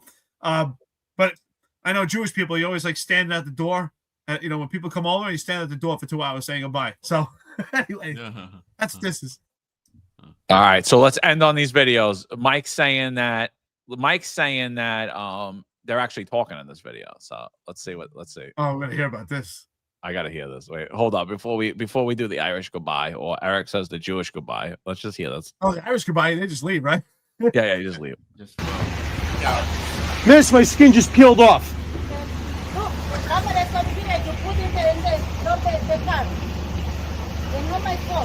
Went from my natural skin color to almost blood red, looking like something you put on a grill. The NYPD supervisor says he was in shock after the coffee spilled on his leg at the drive-thru at the McDonald's in Melville. It hurt when I walk. I started to get Charlie horses. His attorney, John Beatty, says his client suffered second-degree burns and is now seeing a plastic surgeon. He is suing McDonald's. The supervisor says he was with his little girl at the time. Thank God it didn't spill back on her. Attorney Beatty says it's believed the lid was not on the coffee properly and the coffee was also way too hot to serve. Sophia Hall, 1010 Wins, a 92.3 FM on Long Island. Marlon, I know you're from the Caribbean, man. And I know a lot of Caribbean people. And they're probably like, this guy is a bati boy, man. I know Caribbean people are tough, man. So, what did you think, John? Were you surprised? Was that what you expected? No comment. No comment. No comment. How do you get a Charlie horse from that? Did he shave the legs or did it burn? Did the hair burn away? It looks like you used Nair. It's just odd too. Like I never use those words as a man. Like I got hurt. No, he just came from Laugh Rack. He just came from Laugh Rack. Tab says, "While you're laughing, it was hot." I believe it. The coffee was definitely hot. Tab. Nobody. We're not saying it wasn't hot. The coffee was definitely hot. Too hot to serve? Like I don't know. I don't know about that. Hey, listen, that guy's gonna be chief one day, okay? So, Oh, Mom's got a point there. He might be the next chief of the department. Yeah. He definitely has the traits and character. New day and age, yeah. Yeah. I mean, I don't know. Whatever.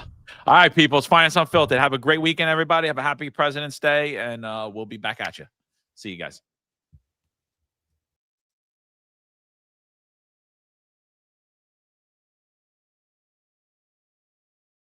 I've been a police officer. I know how important it is to follow the law. That's what I do. I think the people if I've had someone around me that I believe violated their oath of office, they would not be in my office.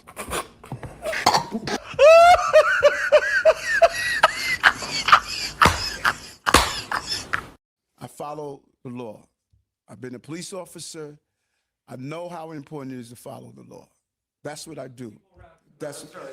I think the people if I've had someone around me that I believe violated their oath of office, they would not be in my office.